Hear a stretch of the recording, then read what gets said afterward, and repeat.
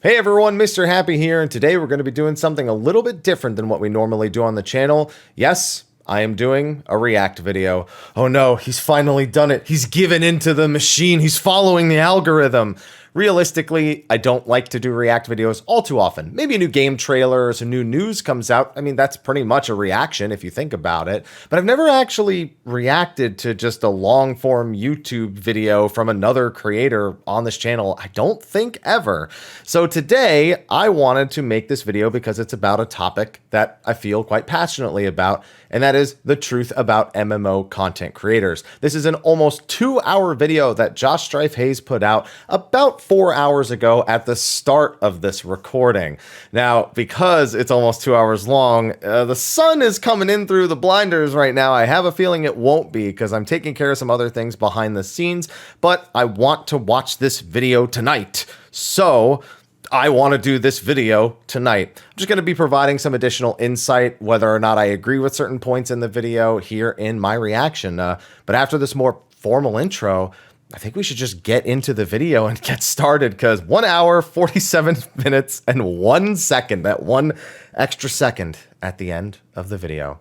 Let's check it out. The MMORPG genre has millions of players across multiple games, from major studio releases to the more Champions of Regnum. as a genre, I've never even heard of that. I remember hearing about Digimon Masters. A handful of general MMO channels covering the genre as a whole, several video essay channels who touch on MMOs from time to time, and then specialized channels who focus on a specific game. That last one's me. The MMORPG content creator roster to larger genres like first-person shooters or battle royale, even individual Earth. What is this? Legends, we are relatively I don't recognize so many of these games. More people to start making MMO content, but I'm already questioning whether or not I'm even an MMO. Like, I've played a bunch of MMOs, but how jaded am I? I guess these are just like those really niche ones that have happened, because I don't recognize a bunch of the names. This is Guild Wars. It says it in the corner that you can't see, but there are some harsh questioning myself. Know before starting.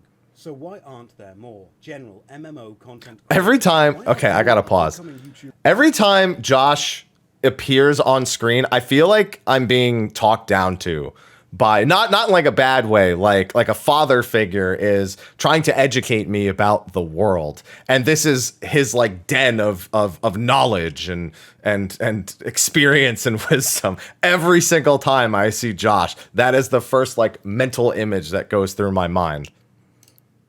Flooding into this market, and what's affecting the quality and quantity of the content that the current content creators there's a lot of things.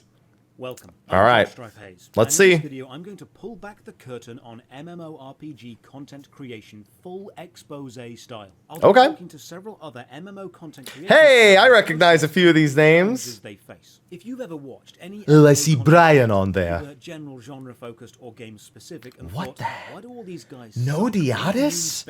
I'm blocking the names underneath my camera. I'm sorry, but we want more people to make MMO. I actually think this looks pretty cool. I like this. About what you're getting yourself into. This isn't me complaining about Conry. Okay, that I actually know about. And I'm privileged to be able to at least I've heard of it. A genre I love so much. This video is simply a look at the reality. Is Silk Road Online going to be here? I played that a lot. Oh no. Lord of the Rings Online. Okay, I'm going to be honest. I've never actually seen any content on Lord of the Rings Online. So when I read Lot Row, which you can see just underneath right here, I was actually confused for about 5 seconds that I wasn't telling you. And that's the whole 5 seconds up until I pause this right now, pretty much.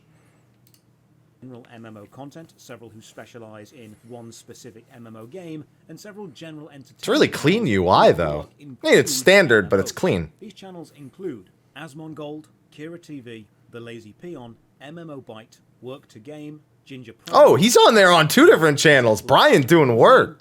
Brian and Chris. Many Kudos, Rage Darling, The Mighty Teapot, and Nerd Slayer. I sat down and spoke to each of these creators at length about 7 specific issues I feel 7? Content Only 7? 1. The actual audience. Okay, that's a big one. Market in relation to the general gaming world. Yeah, that's fair. Toxic response. Oh man. Oh. You know how Josh cares about content more than I guess the algorithm of YouTube? That second point probably should have been its own video. In fact, the fact this is 2 hours long should be proof that all of these topics could have been their own videos. The toxic response of extreme fates, that's not even the only thing. I have stuff to add to that. We got a long video. Let's get to it. 3. The risks of being a general genre channel. Oh my goodness, it's so high. 4. The sheer amount of time it takes to finish an MMORPG. 5. Yeah, that's pretty good. Of MMOs pushing creators to make repetitive videos. Oh my god, I'm so sorry. Yeah. 6. The Oh boy. viability of first impression videos and why the genre is strange in its celebrated design. That's a very, very specific one. Okay. 7. The difference in playing to critique and playing to enjoy. Unfortunately, I haven't been able to include I like a complete interview with every creator, because doing that would make this video over 7 hours long. He's on the screen again, and I'm thinking it again. I'm also thinking I should have trimmed my beard, because look at how well groomed he is. I look like a monster. I look like you shouldn't feed me after midnight. So I'm sorry. I had to appreciate it. No one has been edited to appear out of context or to provide a false narrative away from their true Okay. feelings. I would hope not. By audio, but he did provide a complete Okay. list of answers. I'm not going to read that now. Will be read in. Those will be Because read we need in, to be yeah. thorough and give each creator time to explain their position, this needed to be a long video. So grab a drink Fair. and settle in as we discuss. Grab a drink. I got some coffee. MMO content creators. As usual, a massive thank you to all the supporters on Patreon and Twitch. I can't even read This it. channel alive. More information on how you can support at the end. For now, let's begin. The first issue is the total size of the audience actually consuming. Yeah, this is one I think a lot of people don't think about. Mainstream gaming news have detailed coverage on MMORPGs. Hey, I know that You might game. Get the occasional review on Final Fantasy XIV and its massive multi-million-pound expansion. I think I've seen that exact article. Trailers for the Elder Scrolls Online. You won't. This find one too. They're by the same person. The monthly RuneScape patch notes or print news. Wait, my man dug into that was an article from 2015. Wait, that said it was from 2015, I think.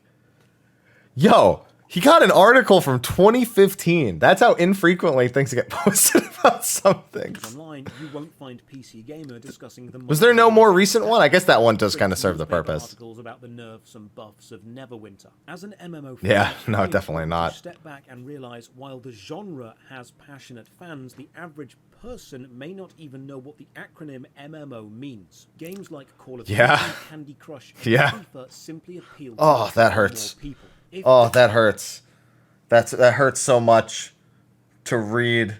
That's a real pain point as an MMO player to just read that and know where the money is. Because people think, even when like MMOs get like 100, 200, 300,000 like concurrent on like a new launch, like Lost Ark, for example, had this massive launch on Twitch and YouTube being flooded with videos and people trying to take videos from stuff they recorded when they played the international version, the Korean version years ago. And but then it kind of just fades and it becomes more about the individuals, and the audience size is sometimes comprised a lot of people who aren't even playing anymore. I feel like that happens a lot. People tune in and they're like, I don't even play anymore. I just, this is a cool place to be. I just like it. But seeing that number, oh man. Gaming magazines were still the primary form of distributing gaming news. The editor would have to make a decision about what news deserves front page space. Yeah. Or even major article space within. There's always Nintendo. The MMO genre would never be the first choice. No, it wouldn't. Media is dying, but the principle remains the same with digital. Front page space is still limited on a website. While a gaming news site may be able to host an article about MMO. Oh, wait a minute. Wait, best anime series on Netflix right now? Man, I see what's happening in there. And it's okay, it's anime series. Never mind. Okay, yeah. Okay. For a second, I'm sorry. I'm used to seeing Cowboy Bebop faces now, and my brain thinks it has to do with live action stuff. And I'm moving on. I was afraid that they were saying it was a good adaptation, and I was like, this means reporting on MMOs is often too niche for major news. Yeah, sites, it really so is. more focused sites like MMO Bomb or Massively OP. While these sites do a great job of reporting on the MMO world, they don't have the funding of the major sites. What this means is, or the traffic. It's unfortunate. Levels of success. There's far less fame and fortune in MMO content than Yeah. in other genres. Oh, yeah. Videos are often produced by individuals, not teams, and this impacts both the quality and quantity of content. Yeah, I don't have an editor. I do everything on my own. And it's genuinely because I feel like if I did get an editor, I don't think I'd let them do certain types of content on my channel, like edit certain things. But also that I don't feel like I could properly reimburse an editor for their work.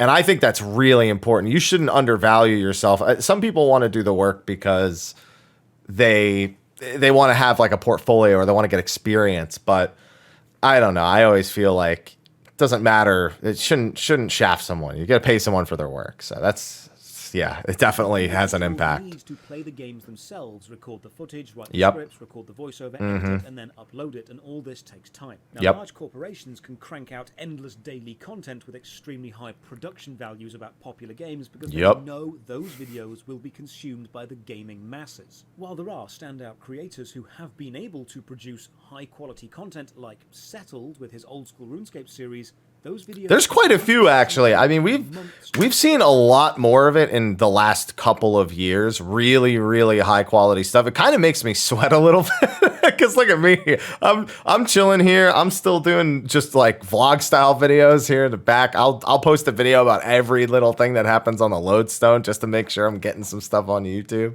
But then you've got people putting some serious work into their content on YouTube. Big shout outs to the people who are able to do that. And a career on YouTube needs you to make consistent, high-quality videos. Yeah. The MMO content creation landscape is simply much smaller scale than many realize. Oh, absolutely, and that's the same with anything. It's basically like concentric circles that become smaller the more that you get into it. And I use this analogy whenever I was talking about pay to win in games. It's that, you know, you have like the circle of people that play the game, the circle of people that consume content for the game, the circle of people who consume content for the game that they play, that care about this topic, and then inside of that are the people that are actually willing to do something about it. Yeah, you know, this reminds me. So the Twitch viewership for Final Fantasy 14 is anywhere from like non-existent to, you know, a few thousand people depending on who's live at any given time. And that is not in any way reflective of the size of the game, which is crazy to think, you know, especially in the last year or two. You know, we've seen the numbers shoot up insanely. You know, still even amongst content consumption, they've absolutely shot up. But even when the game has like, you know, 1.2, 1.3, 1.4 million active, the amount of people who actually go out of their way to consume content for Final Fantasy 14 is much lower than you'd think. You know, you'd really expect, given the number of people that play, that numbers would just generally be higher than they are across everything. And they really aren't, because some people just want to play. They don't want to watch YouTube, or they narrow in on specific YouTubers or specific Twitch streamers, and they only spend their time there. And it's really tough to gauge how many people are playing an MMO based on that, but it gives you an idea of the size of the circles that are actually consuming content. And it's just, it's lower than people think it is. So whenever you actually get down into it, I think that's very much the case. And MMOs, I think, are a very interesting type of genre, because a lot of people that play MMOs are, I think, a little bit more like nostalgic for how things were versus like maybe shooters or RPG games as a whole. And because of that, I think that Yeah, it's true. You know what they say, you know, you never forget your first. And with MMOs, that is true 10 times more than any other title. With FPS, you maybe hear about it with like the Modern Warfare 2 vets or the Halo 2 vets, you know, people who really remember those golden days of like when they first started doing it, or the Counter-Strike, you know, it's just, you know, just going way back to like OG Counter-Strike before what we have now. But it's nothing compared to like a diehard RuneScape fan, or a diehard MapleStory fan, or a diehard Final Fantasy 11 fan, or a Vanilla WoW fan, etc., etc.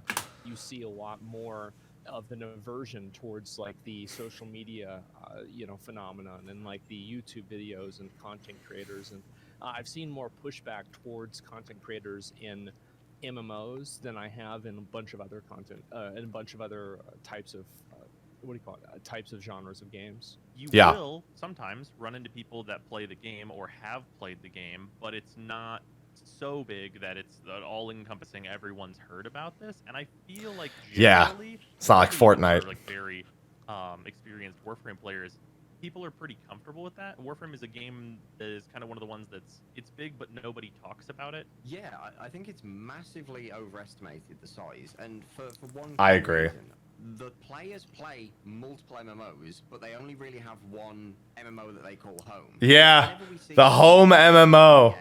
You see existing like player bases just moving from MMO to Yep. MMO. The hoppers. I think it's unfair to look at the population size from like a net total of all popular MMOs, because most people are jumping from one to the next. And I think that's the main factor, for me at least, in thinking that the audience isn't as big as we think. Because like you say, it's an even smaller audience that watch the content. Yeah. It's a more true audience. Oh god, this all pains me because I know this. I talk about this frequently, but like when you've made your life around creating content about the thing you love, but it's not as loved as other topics, you're like, oh man, why is Fortnite so popular? They're just putting down stairs. You know, to watch all the MMO content, and I think that's why we see a much smaller sample size in content creation. The idea that within Hey! the of MMORPG Brian. that there is actually any idea of a community.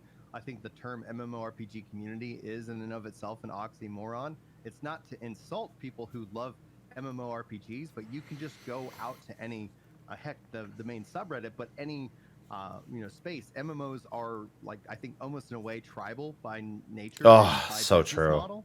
But within that space, then you can talk about within people who enjoy the content, like not just play the games, but enjoy the content, people who then go about and share their opinion in a comment or a tweet or even post on the Reddit or even the fraction of a fraction of a fraction. And so MMORPGs are very niche. In general, whenever you're doing anything, I got a little lost there for a second, but I picked up what he was putting down. Fractions of percentages of player bases.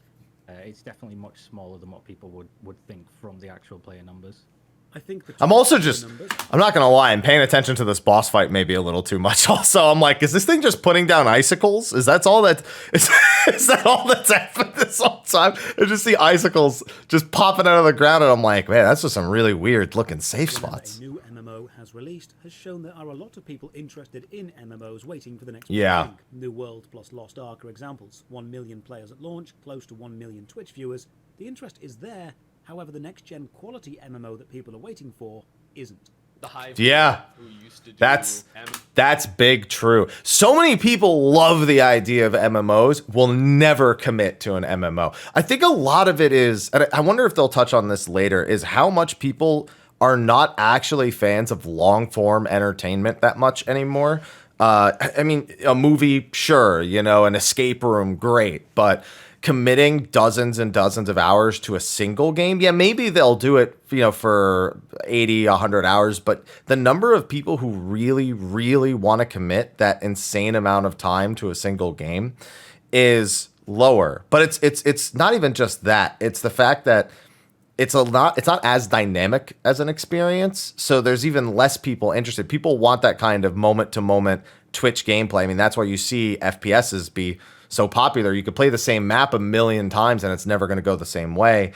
You do a dungeon in an MMO, a raid in an MMO, it needs to be fair. It needs to be designed in such a way that it's not completely random whether or not you actually get through. Or if it is random, then it needs to be completable within a certain parameter that it doesn't necessarily reduce the difficulty. There's so many factors that go into just people not wanting that same long form. They can jump from game to game to game nowadays, and whether it be on their phone or on their PC or free to play MMO or whatever, it's hard. Retention is hard. The initial interest is easy. The retention is hard.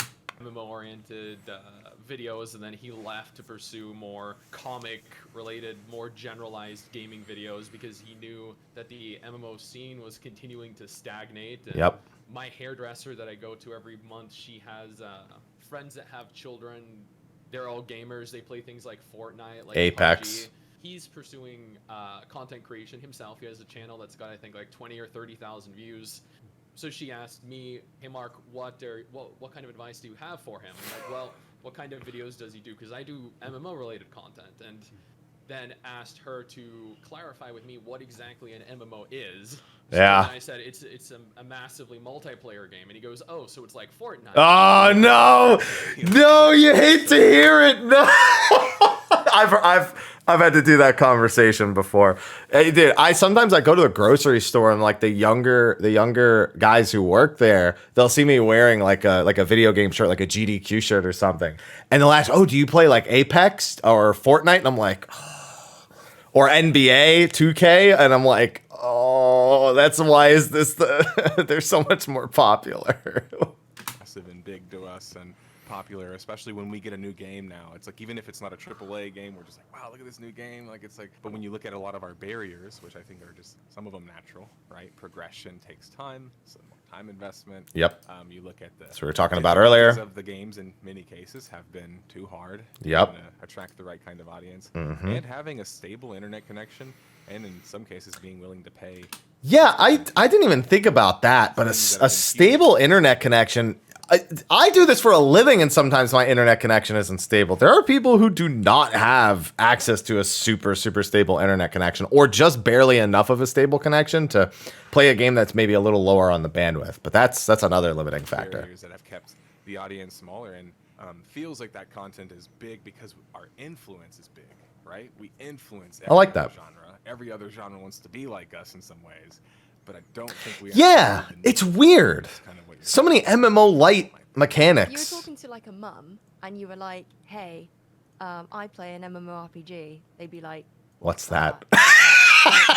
Because saw that one coming. The concept of an MMO is massively multiplayer online, so it gives that false perception that there are so many people to populate, but in reality, it really isn't. I think there's a small amount of gamers that play MMORPGs regularly. It's interesting that 50 to 70,000 seems like a lot of people, because it actually isn't. I think there's like 8 million people playing Fortnite right now, and that's a lot of people.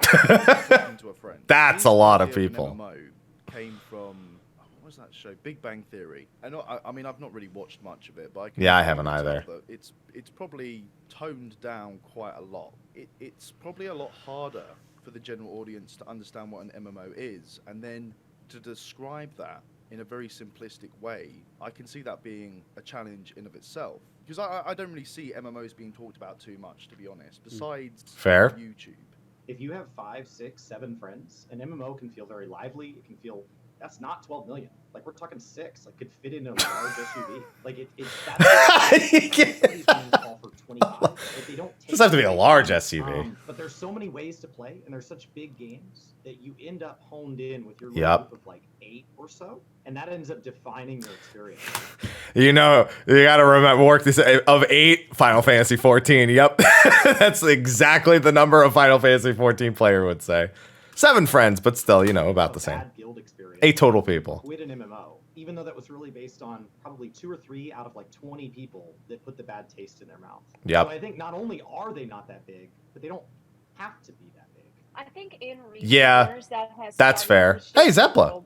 I think I felt like that more longer ago than maybe in the past couple of years, because I mean, recently we've seen a lot of hype and a lot of publicity around Lost Ark, New World. Like last year, there was a massive media frenzy about the WoW Exodus. I mean, maybe my perspective is distorted because I'm in this community, and so when I see a lot of news about FF14, I'm like, oh wow, everybody. Yeah. What are we talking about FF14? No, they're not. The game is big and getting bigger. Nope. It is. It is. I'm not sure if I can give an honest answer to that while I'm so entrenched within this bubble, right? Like, can I be really objective about that when I can't? I'm knee deep in it. So the people. That reminds me of when people ask, like, "Hey, would you recommend this game?" Looks at my 1,000 days played, be like, "This opinion might be a little lopsided, but I'm gonna go ahead and say try the free trial." And few organizations who are making MMO content are often much smaller. But now let's look at who we're making content for. And I'd like to focus on. Oh no, I don't want to make it for them. Overviews of many games. Oh no. Not specializing into a single game yet. An MMO is designed to be played for many hundreds or thousands of hours. Yeah. They are multi-year-long experiences, and because of this, it's difficult to fully commit to multiple. If you're playing World of Warcraft for 8 hours a day, Yep. 7 days a week, you're not going to be able to find the time to also play 8 hours of the Elder Scrolls Online every day and Guild Wars 2. They just wiped on that boss. That's why they cut away. So this topic is something that is why I find that 14 is where I call my home MMO. I can stop playing it. It is the MMO that you can fit into pretty much any other MMO, I guess, schedule. Like if you want to play Lost Ark for, 5-6 weeks straight, try to get that item level so you can get to Valton and try to do that on hell difficulty, you can absolutely go as ham as possible, and you'll come back to 14 and be like, okay, I'm good. I stepped away from it. It's just, it's such an oxymoron of the MMO, I guess, of all MMOs. It's just an oxymoron. It's the game that doesn't want to be your 1,000-hour, 100 days played, 16-hour a day experience. It doesn't want to be that. And I feel like that might be what the MMO market as a whole needs versus these hyper long time commitments. But then the nostalgia comes in, as was talked about earlier, and you get the people who are like, oh, I logged in, I played for, 3-4 months straight. I did everything. I was playing 12 hours a day, and there's nothing to do. It's boring. It's dumb.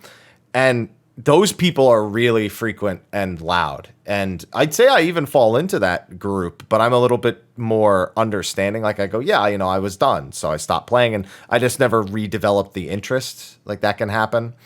It's tough. The way that MMOs are trying to be designed versus the way that the current gaming landscape is being developed around, if that makes sense.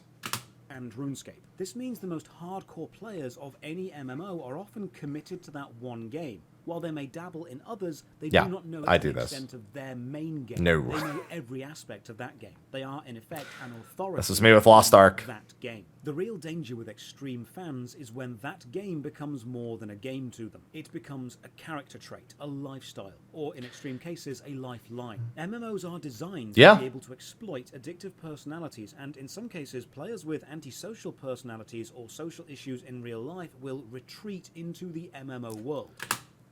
This guy right here. Final Fantasy 11 was that for me more than 14 is. I still to this day don't know how to socialize, and MMOs were how I learned to socialize, which when you're 13 and you're learning from people who are diehard fans of a old school style MMO, it leads to some not so great character traits growing up. And I had to grow out of that by getting away from MMOs for a couple of years in my late teens.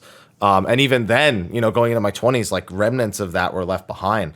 So this is very true. I definitely 10 years ago, this would have been me that they're talking about, because I just let the environment that I was raised in kind of dictate that. And it's not always a super positive community. It was a way different era way back when that's just bred some not so great characteristics.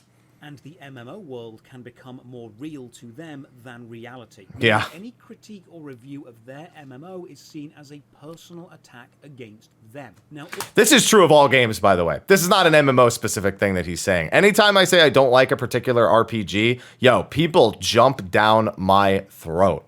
I don't want to get into it right now, but you can't even tweet that you don't like a game. I said that the first 10 hours of Xenoblade 3 were not so great. I had issues with the game, the AI, the tutorials, whatever. And somebody called me a little bitch. I was like, what? I was like, this is the weirdest thing. What a weird insult to have when I'm like, yeah, these are the issues I have with the game early, hoping it gets better later. And you're like, you little bitch.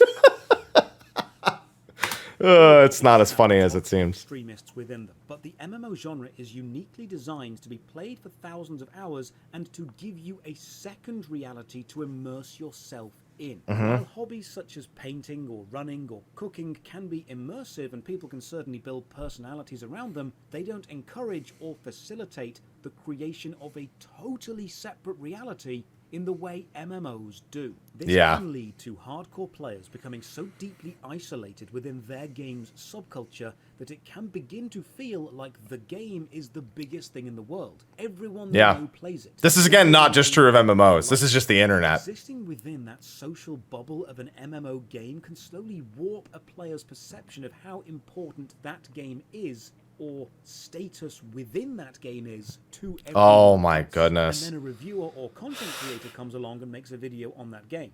Unless Yep. that reviewer is one of the hardcore fans themselves and already has thousands of hours in that game, Oh, the fans God. will look at the review and ask, what gives you the authority to review my game? Oh God, this hurts my soul to listen to.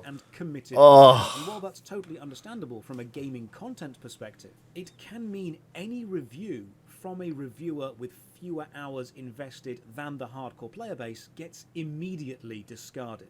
Hobbies Yeah. are, of course, I will say, this is it's toxic to do this to people. You shouldn't do it. I will say that there is also a group of individuals who, with less hours, attempt to be an authority, and they really get it nailed down on their head. Like, you've seen me react to some tier lists that have come out about different jobs and just get elements about the jobs completely wrong. You know, it wasn't even about the opinion. It was about it not being as informed as it could have been. And those, for most of us, that's like kind of just funny. And it's like, oh boy, that's a rough one. But for some people, it becomes this like obsession. Like they can't believe that somebody could do this. Even if the person was just like trying to take the perspective they had and the experience they had. It's one thing to look at it and be like, almost like, oh, that's cute. Like they don't really fully understand, but they're trying. And other people who just go off the hinges. And it's so baffling to me that it ever gets that crazy, but it does. And it doesn't have to be a lot of people. It just has to be one person who won't stop to be just a nuisance and ruin everything about the experience. important. And a variety of hobbies allows you to experience a variety of things in your life. But a hobby should always enhance your life and not become it or trap it. Extended time inside a virtual world can sometimes blur the lines between virtual... I'm getting that feeling again. Dad, please, I'm sorry. He looks so disappointed in me right now. ...and reality. I'm not saying you shouldn't be proud of the achievements you have within games, but you shouldn't confuse them with meaningful life progression outside of the game. Yeah, my world-class troller title's not going to get me very far in the real-life fishing community. Personal pride through virtual achievements, reviews, especially negative ones, can be met with extreme, abusive, or in some cases, dangerous backlash. Yeah. I think I've been dealing with that for the last 5 years. Only 5 years? I thought he was going to say since forever. What you said, whenever you attack the game, you attack their identity, because so much of their identity is tied up with the game that whenever you say that this game is bad, well, whenever you've invested 10,000 hours into a game, but then somebody tells you that it's bad, you start getting a little bit of effectively buyer's remorse. What did I spend 10,000 of my hours for? I don't know if I would say buyer's remorse. You can't tell me that I wasted all my time on something that's bad. So I think people do take it very personally. I think, yeah, some people probably feel that way. I don't see that too often, though. Making content with like MMOs that are more unique than it would be for other genres. So like, for example, you know, people gift you items and people are able to like help you get certain things. And yeah. I think that does create a certain amount of animosity with people that... Oh my goodness. Dude, I was playing, when I started playing Final Fantasy 11 again for like one of the anniversary events, I had people helping me with all sorts of things.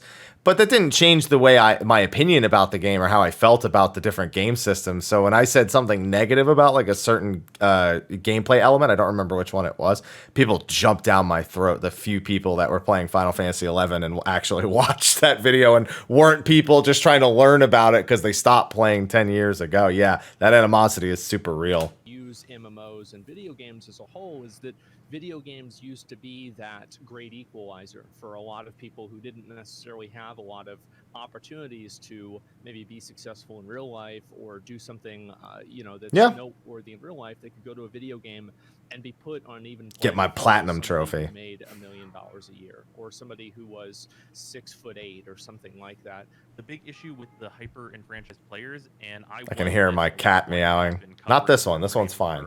For honestly a large part of it, I was out of touch with the usual player, and I feel like that's where most people will get to. Whenever you have spent enough time in a game that you kind of don't remember learning how to play it, and you spend a lot of time around the friend group. Yeah. You know, a lot of people wonder why I occasionally play through a Realm Reborn whenever they make changes. Is because I want to understand what a new player is actually going through in the current time. What does the actual landscape look like? I think it's healthy to make new characters just on that principle alone if you haven't done a low-level experience in a while.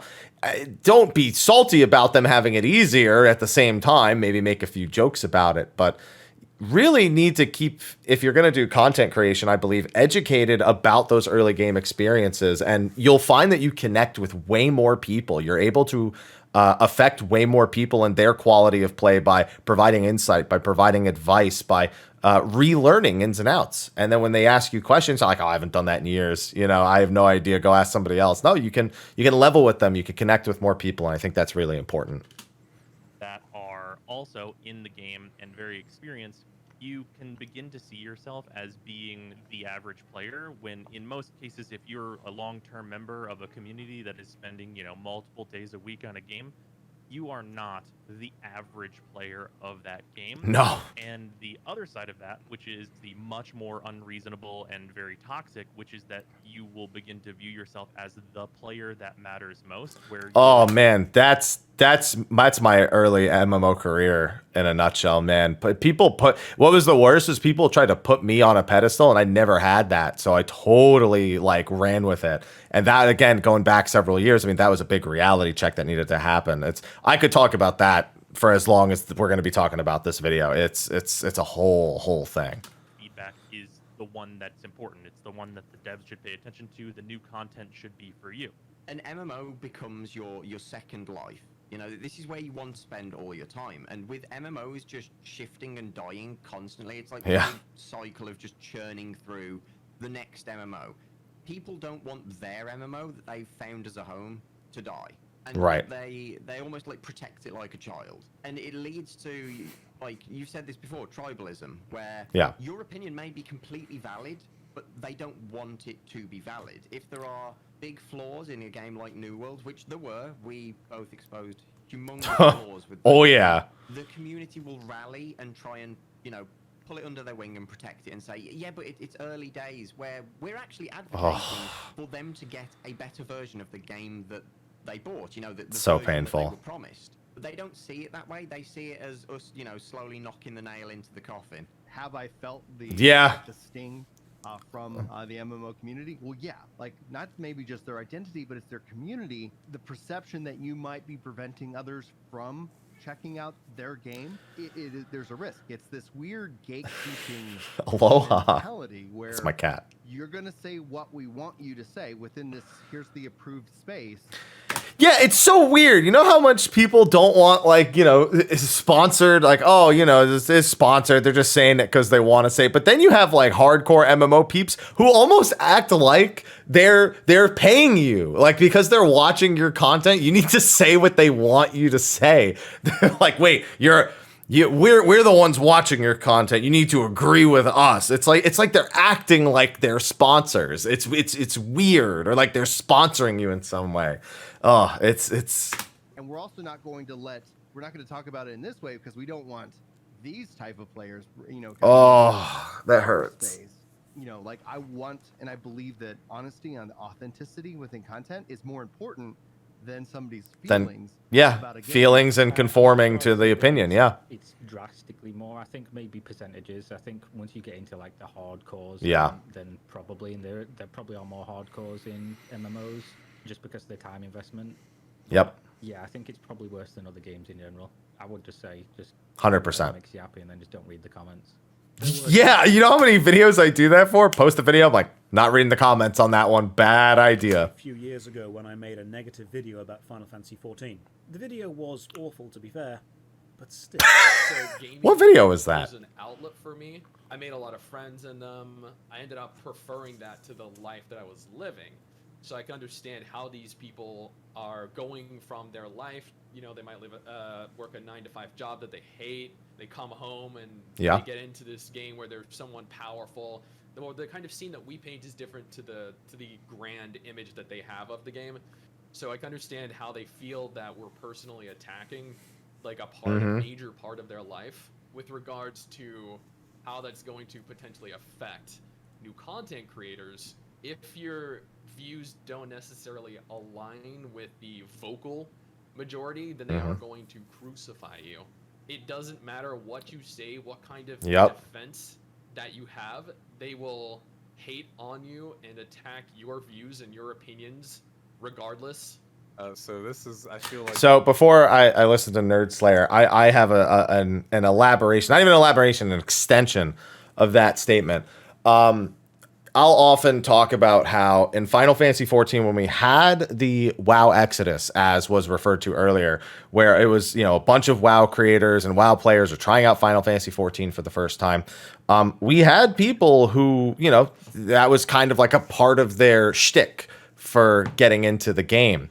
And when they presented negative opinions, it was seen with massive backlash. But what was really weird about it, and it's separate from the idea of you're not conforming to the public opinion, you're not doing that. It's not even that. They were saying things that people who were already creating content for the game were saying. It was identical opinions. And because they weren't from the game, they weren't, you know, they were a guest, they weren't part of the family, their opinions were considered like hyper offensive. And it upset me so much because there were people who just stopped posting videos or even stopped content creation altogether because of the sheer amount of harassment that they received from that. They just needed a complete separation from what it is that they were doing at the time. So that is another thing that is absolutely sickening to me, that just because somebody is going back to the time investment thing that was talked about earlier, that isn't someone who invested all that time, it doesn't even matter if their opinions are part of the general public. They're saying something negative and they're not from here. So they get bashed and blown into oblivion, and it's ridiculous. Like you and I both probably have a similar answer in the sense that we probably have a lot of experiences with this sort of thing. So I'm going to try to keep it as short as I can because unfortunately we both have series that basically, even just by reading the name, can make you mad. Come to mind for me specifically have to be Final Fantasy XIV. Yup. In almost any capacity. Yup. They mean well, but sometimes by meaning well. I'm not convinced of that. Obviously, something we're probably talking about here in a sense is the hyper-enfranchised fans can actually make their game a lot less accessible. So I'll say like Final... Yeah, people don't understand that. When you act that way, you don't make people want to play your game. And some people want that. Some people want to have that exclusivity of being part of the crew. But I don't understand how they can love a game and just want other people to stay away from it. It's weird. This happens with a lot of other things too, though. Were an example of that. And also, I find it a lot in role-play centric games. Like yes. Yes. Role-play centric game. So for role players, they're looking and trying to play the game in a completely different way. Yeah. So they don't care about a lot of the same concerns that I might have, or you might have, or someone else might have. You'd think also that if they don't care, here's the thing, they don't care, but they really like to say something, which tells me they do care, but they don't care for the same reasons that we care. They care because they love it, and I don't know. Who's playing it for more than just roleplay. I've got quite a unique position, I think, creating content with World of Warcraft, because the overall perspective of WoW is quite negative. Yeah.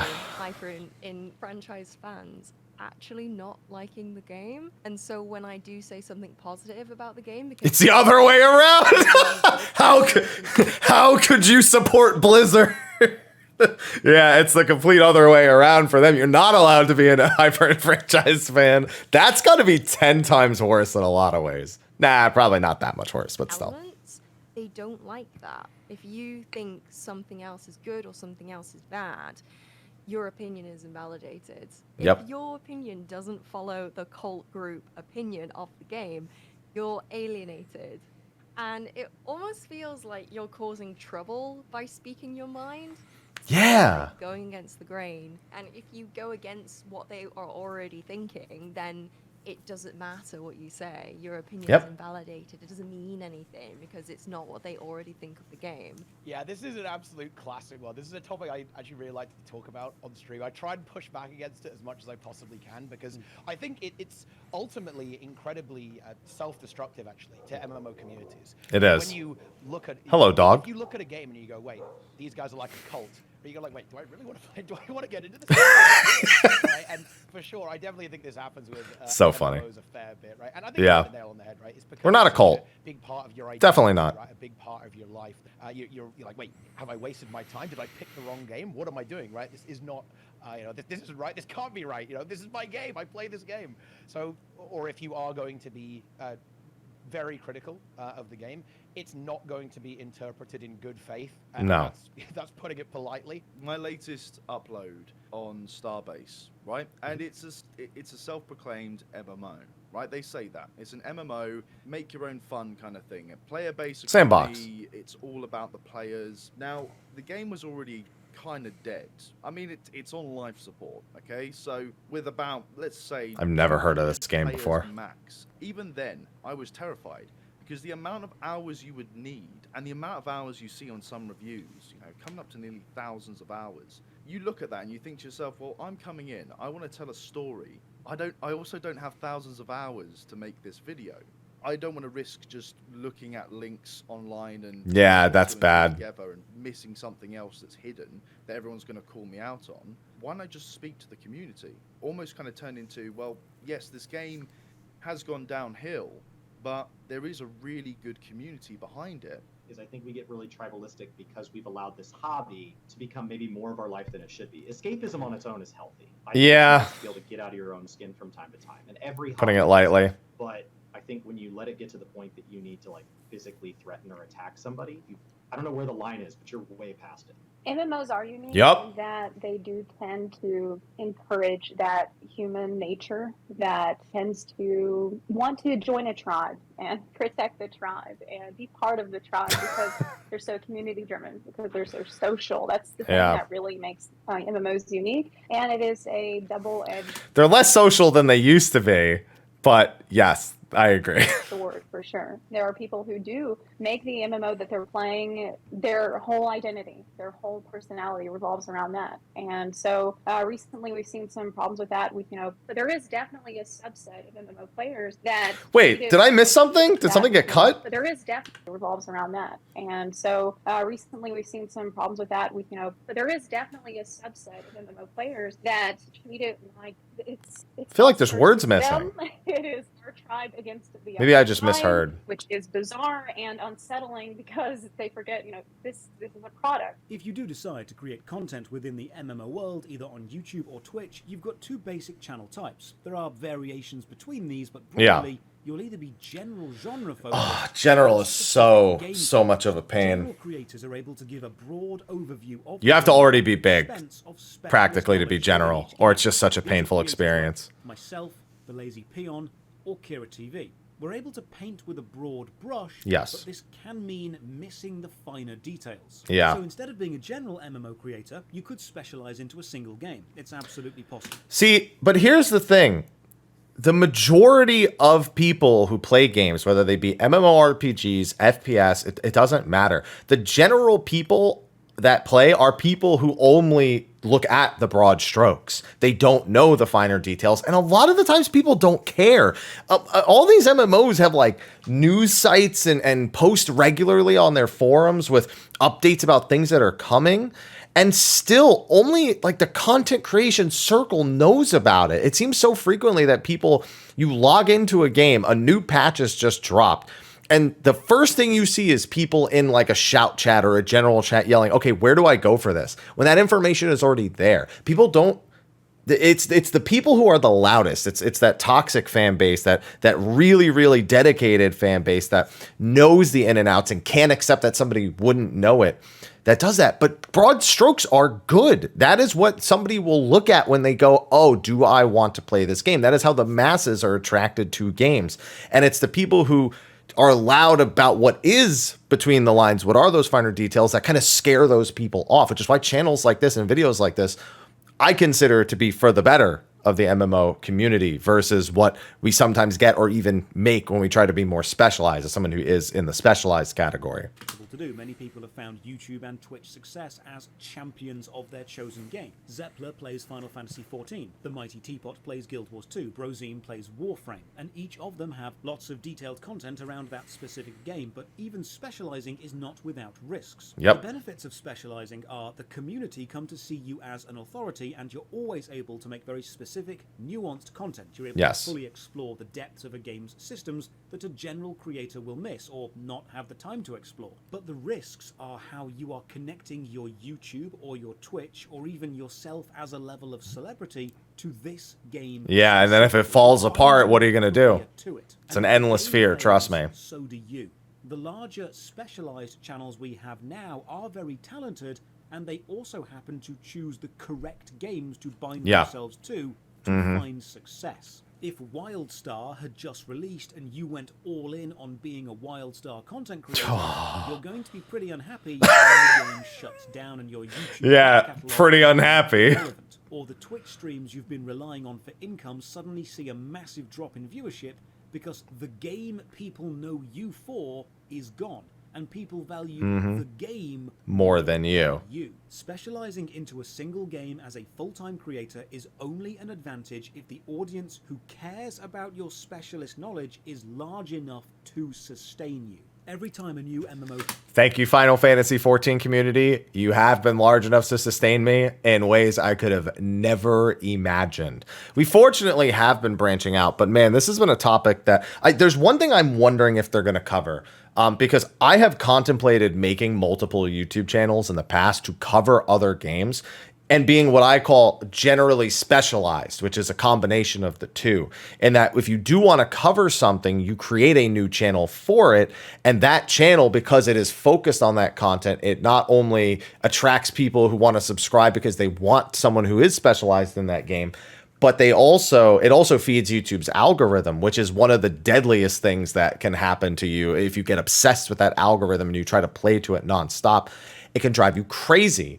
But that still comes with another disadvantage then. If you're generally specialized, you probably still, again, aren't doing as finer details, as Josh said, as you are broad strokes. So it still comes with a calculated risk that is of a different kind than even just the two things separately. But it's almost how YouTube has to function. And then when it comes to Twitch, it becomes even tougher because you don't want to have to make a Twitch channel for everything. You don't want a live streaming channel that's separate. So being a general creator, I think if you can pull it off, is just so much more advantageous.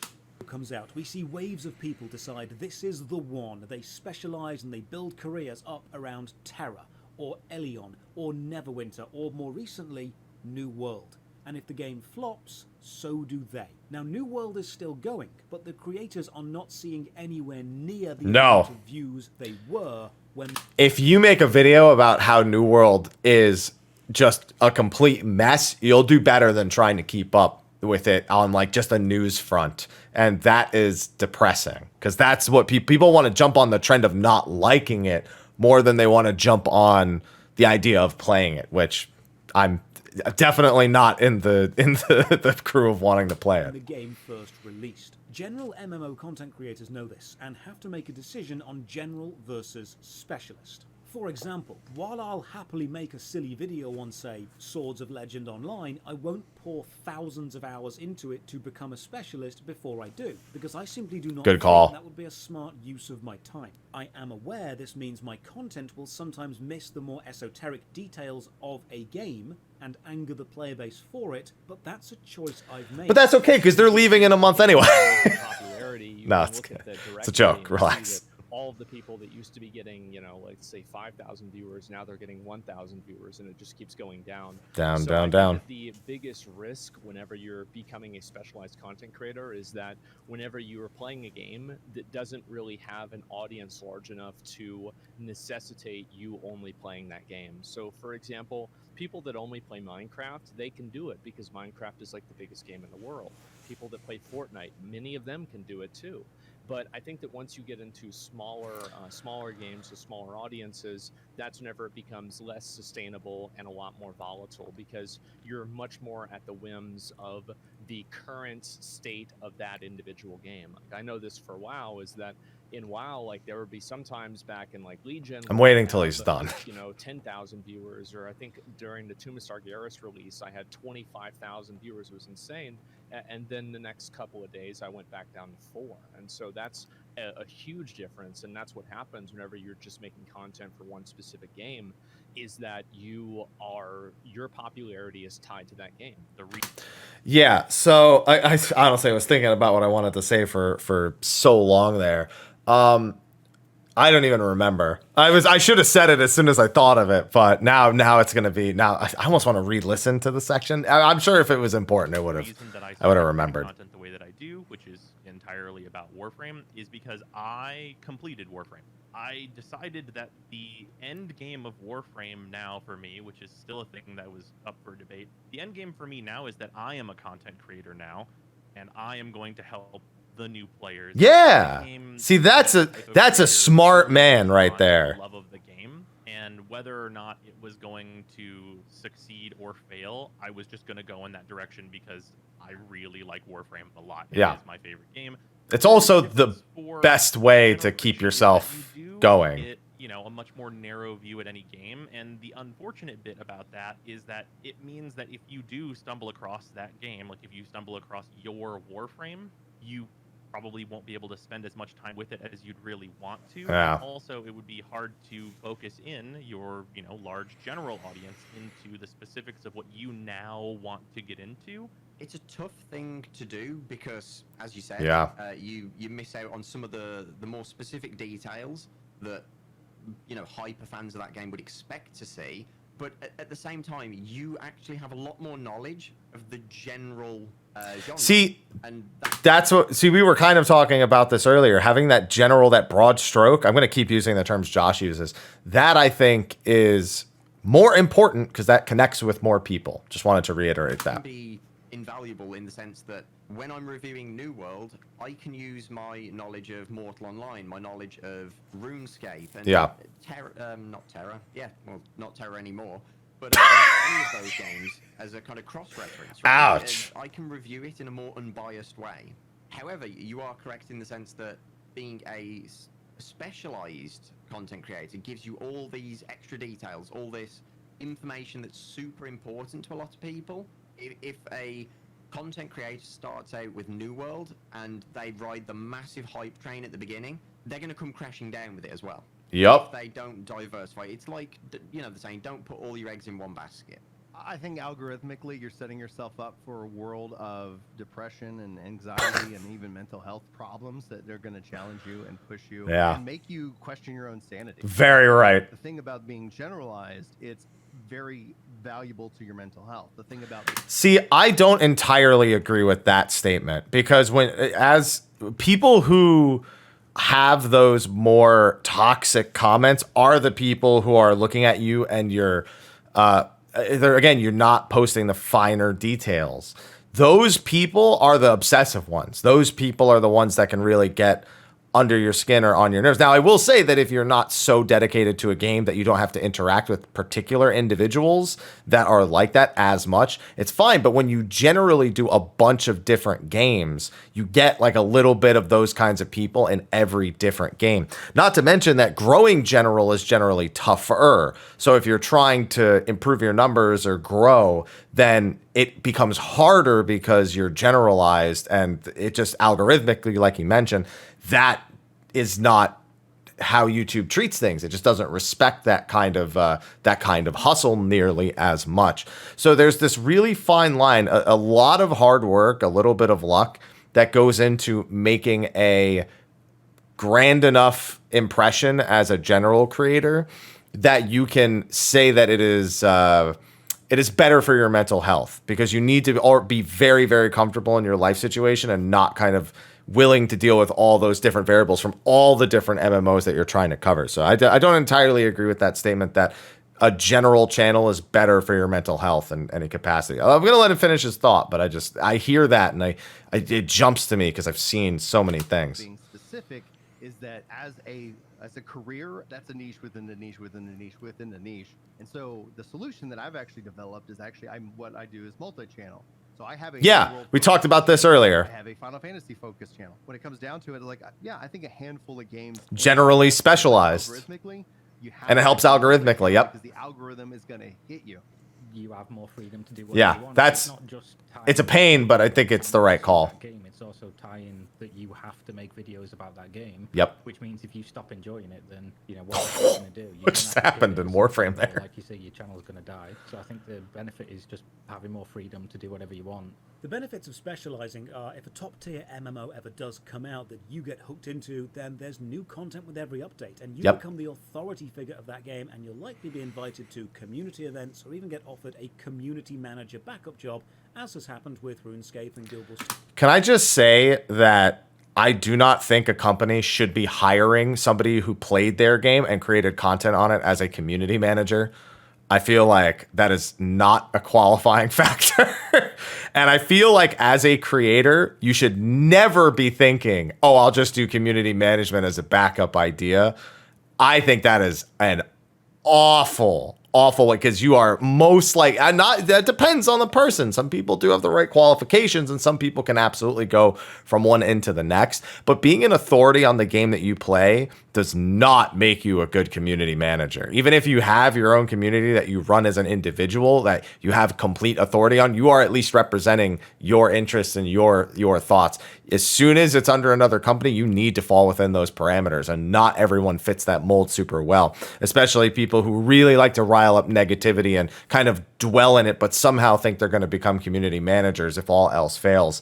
I don't think you should consider community management as a back pocket idea if you are someone who is an authority in any game, because there's a good chance you are not qualified, and there's also a good chance you would not get hired. So, to content creators in the past, because you're a niche within a niche, and you'll find it easier to grow your content than immediately starting out with general MMO stuff. However, you will have a harder time branching out. I don't think he was talking about actually joining the company as a community manager. I think he means that it's like you're doing that as is, and it's just kind of like something, I don't know. Later on. The downsides are game-specific MMO channels have limited view potential. If the game Yes. dies, so does your channel. And people that know your channel for that game will complain if you try to cover any new games. Yep. If you're hyper-specialized, you're tying your success to someone else's success, which is always like a risky endeavor. I mean, I always think of... Trust me, I think about it all the time. Kudos. First of all, rest in peace, Red Dead Online. You almost had something. That first year or two was insane potential, and now you see these channels, and every week they're just putting out these very sad, like, here's what to do this week in Red Dead Online, and it's, spoiler alert, not a lot. Not a lot. The general approach which you've done is safer in terms of your own longevity, and like you say, there is definitely that potential for people to disregard your opinion because you haven't, tied yourself down, you haven't married a game per se. Having an authoritative British accent does help, so I can recommend. I don't think I can pull that off. Sorry. To a specific game to make a transition over to another game. I've seen this happen repeatedly in games like Overwatch, where YouTubers that average 20, 40, 50,000 views for their videos, and they're averaging 2,000-3,000 viewers for their streams. They get bored. When they decide that they want to transition over to another game, their viewership drops by 90%. Yep. That we've seen people, thousands, drop down to just hundreds of viewers. That is the unfortunate state of, I guess, being like a content creator that focuses on one single specific game. You know, I find it fortunate whenever I think about this, because every time I stream a game that isn't at least Final Fantasy, I always think about what it's going to be like. Final Fantasy 14, if I stream that for a whole day, if there's no new content at the time, it's more likely I get like 600-ish if it's kind of just like even an off season. But then if I stream something else, it's like 250, 300. So yeah, I think about that quite frequently, and I'm trying to check to see if I can see, because I streamed Xenoblade 3 all day today, which, that just came out. Yeah, I'm not actually sure. Wait, is this yesterday's stream? What is this? A day ago. Oh, yeah, no, a day ago. All right. Well, that's not the numbers I was looking for, but it's kind of representative. When I went from Final Fantasy 14 to Xenoblade 3, it dropped down to like 400 from like 650.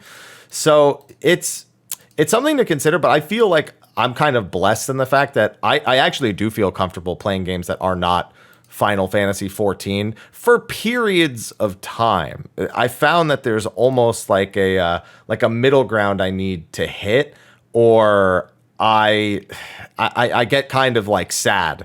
I just need the chat moving. Honestly, if I have 150 people and the chat's moving, I'll feel great. But today I actually had, it was way better today. I think I got a host at some point, and it just kind of rode from there. It looks like, yeah, because I had like 600-ish pretty much the whole day for Xenoblade 3 today. It helped that I was having fun in Chapter 3 and onward, but you don't see that very often. I normally have to tie something to Final Fantasy in order to make it make sense. So I think we're going to see a lot of evolutions of people who are going to hone in on trying to sell themselves a lot more than selling the game that they're playing, even if they are known for a particular game. Because I think it is the way to survive and get out of that situation where you feel like you cannot make anything else. And I do think about it, and as much as I'd love to post more generalized content for all of you, the reality of the situation is the channel was not built on those principles, and we see negatives every single time that we do it. So maybe in the future, I'll look into that, but the points that they're hitting on are things that 100% need to be in the consideration of anyone doing content creation. And there's a point I'll make at the end of all of this, but that's one of the most important ones. You're essentially killing your career. Yeah. If you pursue it as a career. Yeah. With regards to having it as more of a general channel, you're also severely limiting yourself because at the same time, people don't necessarily view you as an authority, and therefore they don't choose to go to you for information. I think actually contrary. I will say this though, that if you can build a large enough viewer base, even if they don't come to you for an authority, a lot of people will come to your chat with questions, and authoritative figures who are enjoying your kind of initial experience can often be kind of a really, really good boon. I saw this a lot with Lost Ark in particular, where I'm not somebody who researched the Russian server, the Korean updates that were done before. I tried to go in with literally as low expectations as possible, because I've done a bunch of free-to-play MMOs. It didn't matter to me how storied the history was or how impressive its release schedule and content had been overseas. All that mattered is, how is it going to do here? And I wanted to focus on the content that was currently in Lost Ark in the West. And what I ended up finding was a lot of people who wanted people to like Lost Ark and were genuinely going into chats. And if you ask a question like, hey, did anyone play the Korean version or the Russian version? Can you inform me about this? Give me some of the details or things like that. And you can get it. Now, some people get a little bit pushy about it, and that can get a little bit annoying as someone kind of newer to a game or a franchise. But if you can build a large enough viewer base or player base around a game, even as someone who does general broad strokes, you can attract specialists. And I think this video is, it's kind of an amalgamation of what I'm saying. It's got a bunch of specialized creators on it bringing expertise to this topic in particular, a perspective that is exclusive to them, in a video that is general, despite them being specialized people. So it can be a wonderful thing, is what I'm saying. And I press space, but I'm not. I keep doing it when I'm not clicked into the window.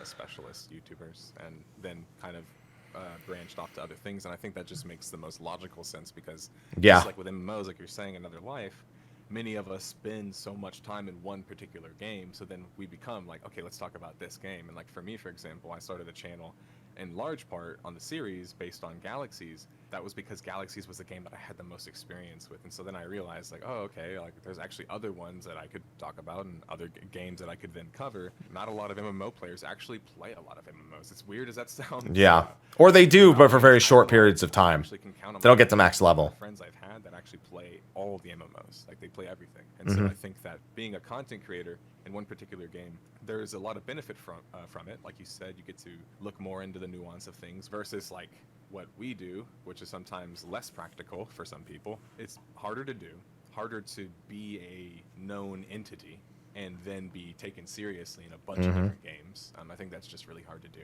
Beyond playing a bunch of games, just knowing enough to even be able to approach all of these different games. Yeah. And talk about them in a good way.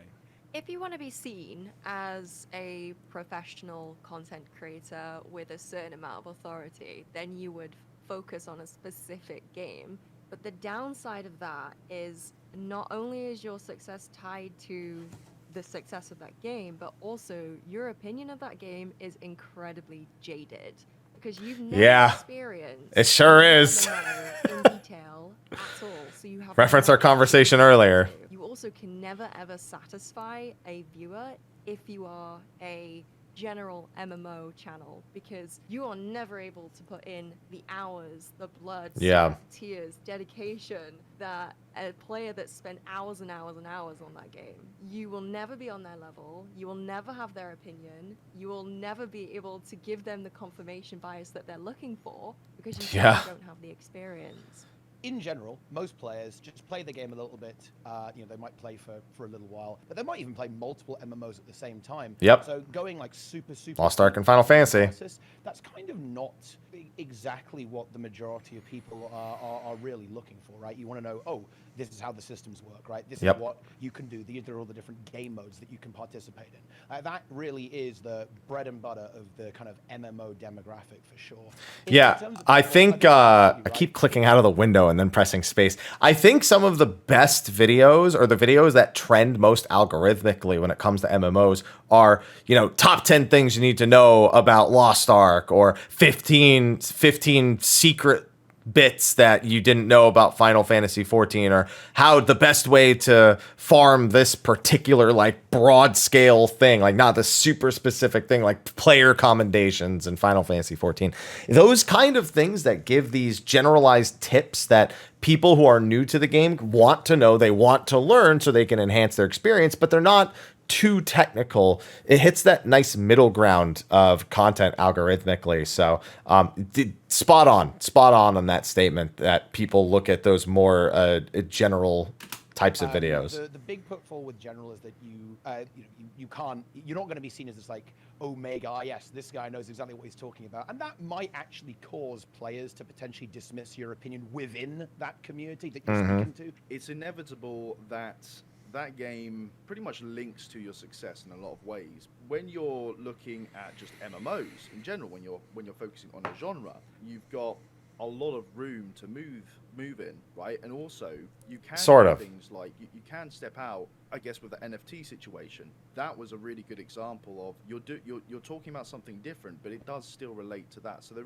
are those opportunities. So obviously I'm focusing on different genres. That gives me a lot of room to breathe, and I did actually think to myself, what does actually make me the authority, or what makes my content, what will make my content worth watching, and why should somebody watch me? Final Fantasy 14 pays fair. I play MMORPGs as a genre. That's what I make content for. I play other games. I like mobile games. I like shooters. I like racing games. But MMORPGs are what I'm known for. If we're just talking analytics, Final Fantasy 14 pays overwhelmingly for my mortgage. I still play Guild Wars at least one day a week on stream, and I'm trying to grow that because, I think it's important for my own well-being as a gamer and as somebody who has played maybe like 200 hours of Warframe, and the bow is what I fell in love with first. Watching the bow play, it's even in just the low-level missions. I'm sorry, I'm watching the background of the video again. And B, what happens if Final Fantasy 14 has a down cycle? I have everything tied to Final Fantasy, and so that's really scary because they do have down cycles. Yeah. I will say that down cycles are where you can also grow the most in specialized MMO content.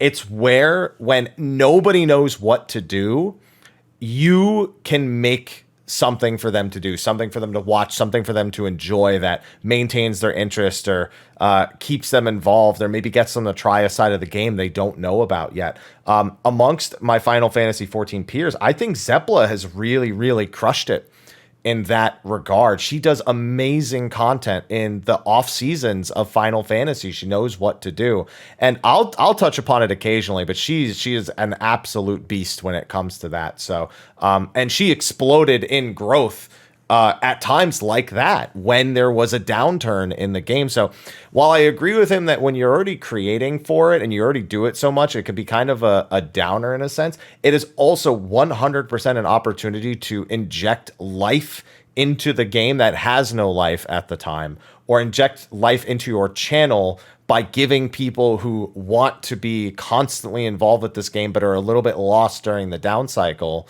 to give them life, to give them entertainment and information and things they may not have even been thinking they wanted, but it makes them feel comfortable and at home. So agree, but also know that there are absolutely ways to turn those around to be very much in your favor. And I'm already planning for them, but even our down cycle since Endwalker release hasn't really been that bad. So I haven't really felt like I need to pull out the stops like that just yet, but I should be ready for that at any point. And you see them coming. That's the worst part. Yep. As somebody who 100%. expert in either one game or in one genre of that game, you know, to PvP seasons or a raid, you know content's coming. Maybe even before, or when it's not coming. You know, I'm making this video, and this is going to be the last big thing that people look forward to. Yep. For 3 months, 4 months, 8 months, or in some games, they have unpredictable patch cycles. I have no idea how people make full-time livings out of games that don't have a predictable patch cycle. I mean, by True. catering to a very specific niche, it might be more easy to grow as a small creator compared to trying to tackle everything at once when you're brand new and you know, like nobody really knows who you are yet. So I have the benefit of the Final Fantasy franchise, which seems to have quite a bit of longevity. I have a little bit of job security from that aspect. I'm also associated with World of Warcraft, and being associated with a particular developer can help because you might be able to follow where the player base goes. As a general content creator, 100%. MMO content creator, that you are not able to see all the nuance of a particular game. But if you spent more of your free time playing not Guild Wars or not RuneScape, then you would be able to learn more about particular MMOs. How dare you? How dare you? We're not here to take cheap pot shots at each other. This is not... This can lead to both types of channels wanting what the other has. The general channels want the admiration and respect from the fan base that it makes me want it. And the specialist channels want the multi-game appeal and broad channel safety of a general channel. But how can you do both? One trick is to specialize into a single aspect of the genre. So you're still niching down, but not to a specific game. I like this. The worst MMO ever series. That's a good series. MMOs in a quest to find the worst. It started only playing truly terrible MMOs. God, Realm of the Mad Gods. What happened? Wasn't Digital Extreme going to make a game that was exactly like Realm of the Mad God? That never happened, did it? Since Warframe's on screen, it just reminded me of that. I remember seeing it at a convention. Some decent ones for reasons I'll explain more in point 5. The Lazy Peon has his first impression videos where he gives a broad overview of the major mechanics. I really need to do that more. Pros and cons. Kira TV focuses on Kickstarter scams or dodgy integration. Yeah, I love these videos. As somebody who supported Chronicles of Illyria, I'm kind of upset seeing it in a few places here. But I've watched those videos, and they're amazing. It makes longer form essays on why specific games failed. So many general MMO channels still cover multiple games, but now through a slightly more specialized lens, without limiting themselves to a single game. But ultimately, there is simply not enough time to become an expert on every single MMO, so a general channel will always be limited in the depth of knowledge, while a specific channel will be limited in its scope of audience. Sometimes people ask me, because I'm a general MMO channel, why haven't I completed every single MMO ever made? And whenever I'm asked that, I'm reminded of a fantastic line from the TV show NCIS, a show famous for not understanding how technology works. If you haven't seen it, it's the show with the infamous hacking scene. Oh, yeah. On the same keyboard at the same time to out-hack the hacker. In Season 8, Episode 16... So dumb. I've seen that clip. Gamer. He's expecting a socially inept guy and gets an attractive early 20s woman. The detective says, "Wait a second, you're Max Destructo. You hold the high score in practically every online game." That is, of course, absurd. No one person can hold every high score. In a similar vein, even if a general MMO content creator wanted to finish every MMO, they couldn't do it while also producing the quantity of content the YouTube algorithm demands. And this brings us to point 4, the sheer amount of time... Yeah, they are long games. Was that really point 4 at the start of the video? Any other game. It's been like 40... Thousands of this video is an hour and 18 minutes long for me already. Player to player, but we can use the website How Long to Beat for an extremely general overview. The average completion time for Final Fantasy XIV, this is just the main story, ranges from 105 hours. Okay. So, pretty close to accurate. As somebody who has a decent bit of experience, we've replayed through expansions in the past. I should finish doing that, by the way. I should actually finish the entire playthrough on that A Realm Reborn character so I can get everything with cutscenes the exact length. But yeah, no, that's pretty. I mean, it's also. I mean, you're going to land somewhere between 105 and 1,500 hours. I don't know why it says co-op is 1,600 hours. I'm not exactly sure what that means, but I guess it's not that important.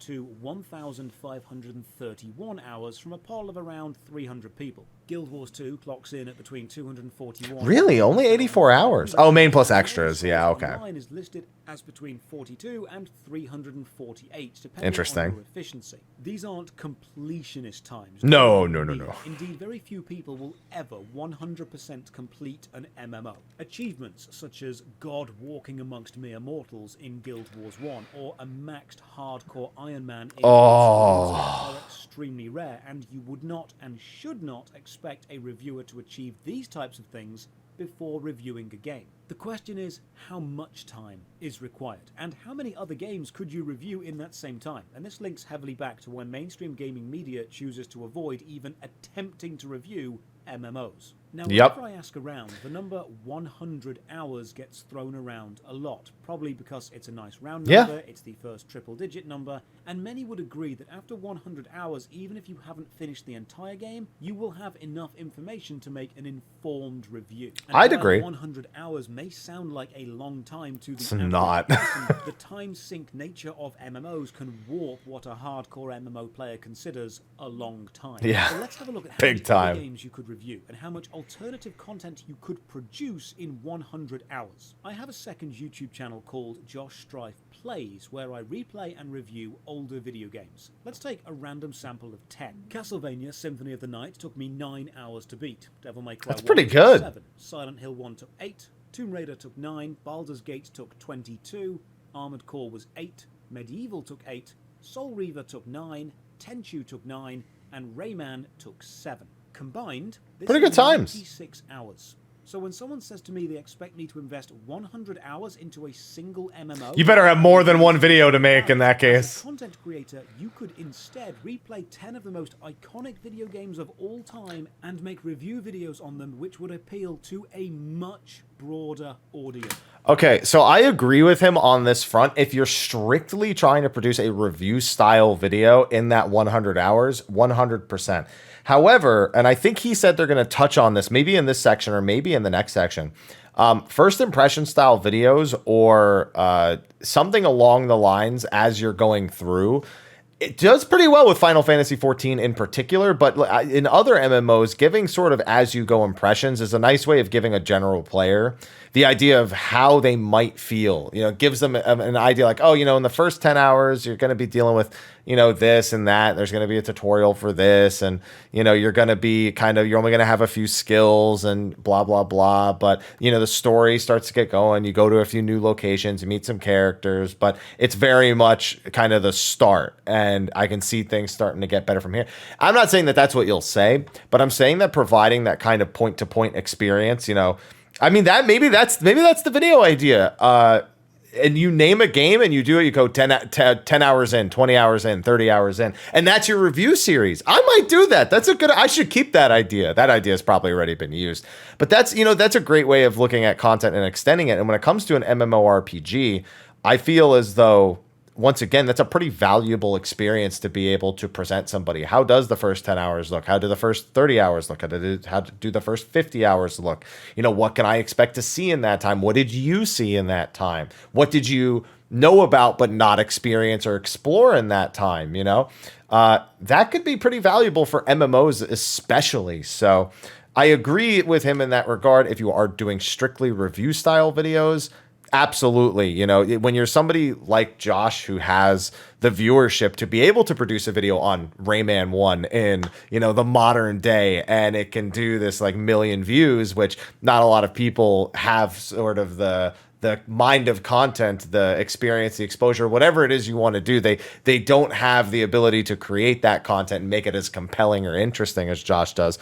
It definitely seems more like the, you know, like going in that specialized route or spending that time on the MMO just to make the one video isn't worth. But I think there are ways to approach it that can make that 100 hours worth it if you're willing to stretch that content out into multiple different videos. So just a fun little bit of, there's something to rack the mind, but that 10 hours in review, 20 hours in review, that's a good idea. I should start doing that. I think I might.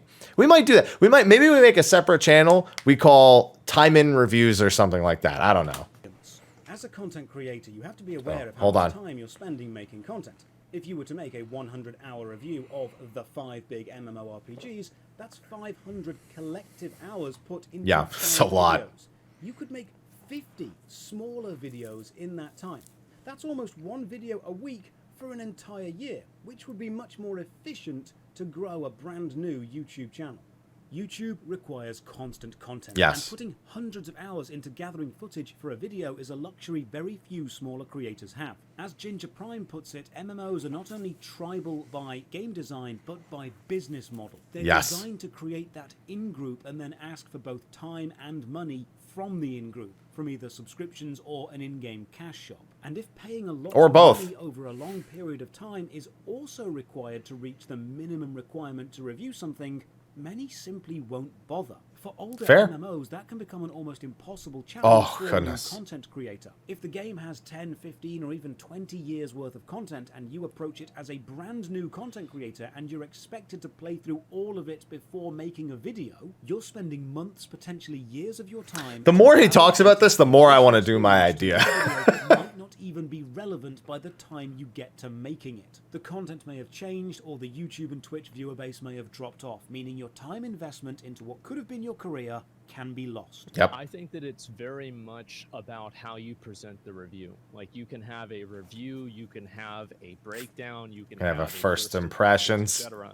So if you play a game and it's your first impressions of the game, other people can kind of take that as, hey, this is their first impressions of the game, and Yeah. that's really all there is to it. And that's valuable. I think it's also about how you compartmentalize different parts of reviews. So, Mhm. like, for example, whenever you're looking at, let's say, Final Fantasy, you can give a review of, I don't know, maybe Palace of the Dead, or maybe a certain type of raid, or, you know, like All the Heavens Ward, MSQ, or something like that. Yes. You can give a compartmentalized review of that without necessarily making a general statement on the quality of the game as a whole. Like, obviously it all ties into that, but those things can exist independently. So I think that's one way that you can review the game, but I think that it's just about how somebody frames the review of the game. If you're 20 hours in and this is the quest that you're on, you haven't experienced X, Y, and Z, and because you haven't experienced those things, you don't know that, oh, at Z, it gets really bad, it gets terrible, so of course... Or it doesn't get good until Z. having a great time Don't right forget now. that one. And of course, usually people will tell you that in the comments, that you haven't reached the good part or you haven't reached the bad part yet. But what's important is just to temper expectations, I think, Yep. for how much time you have put in.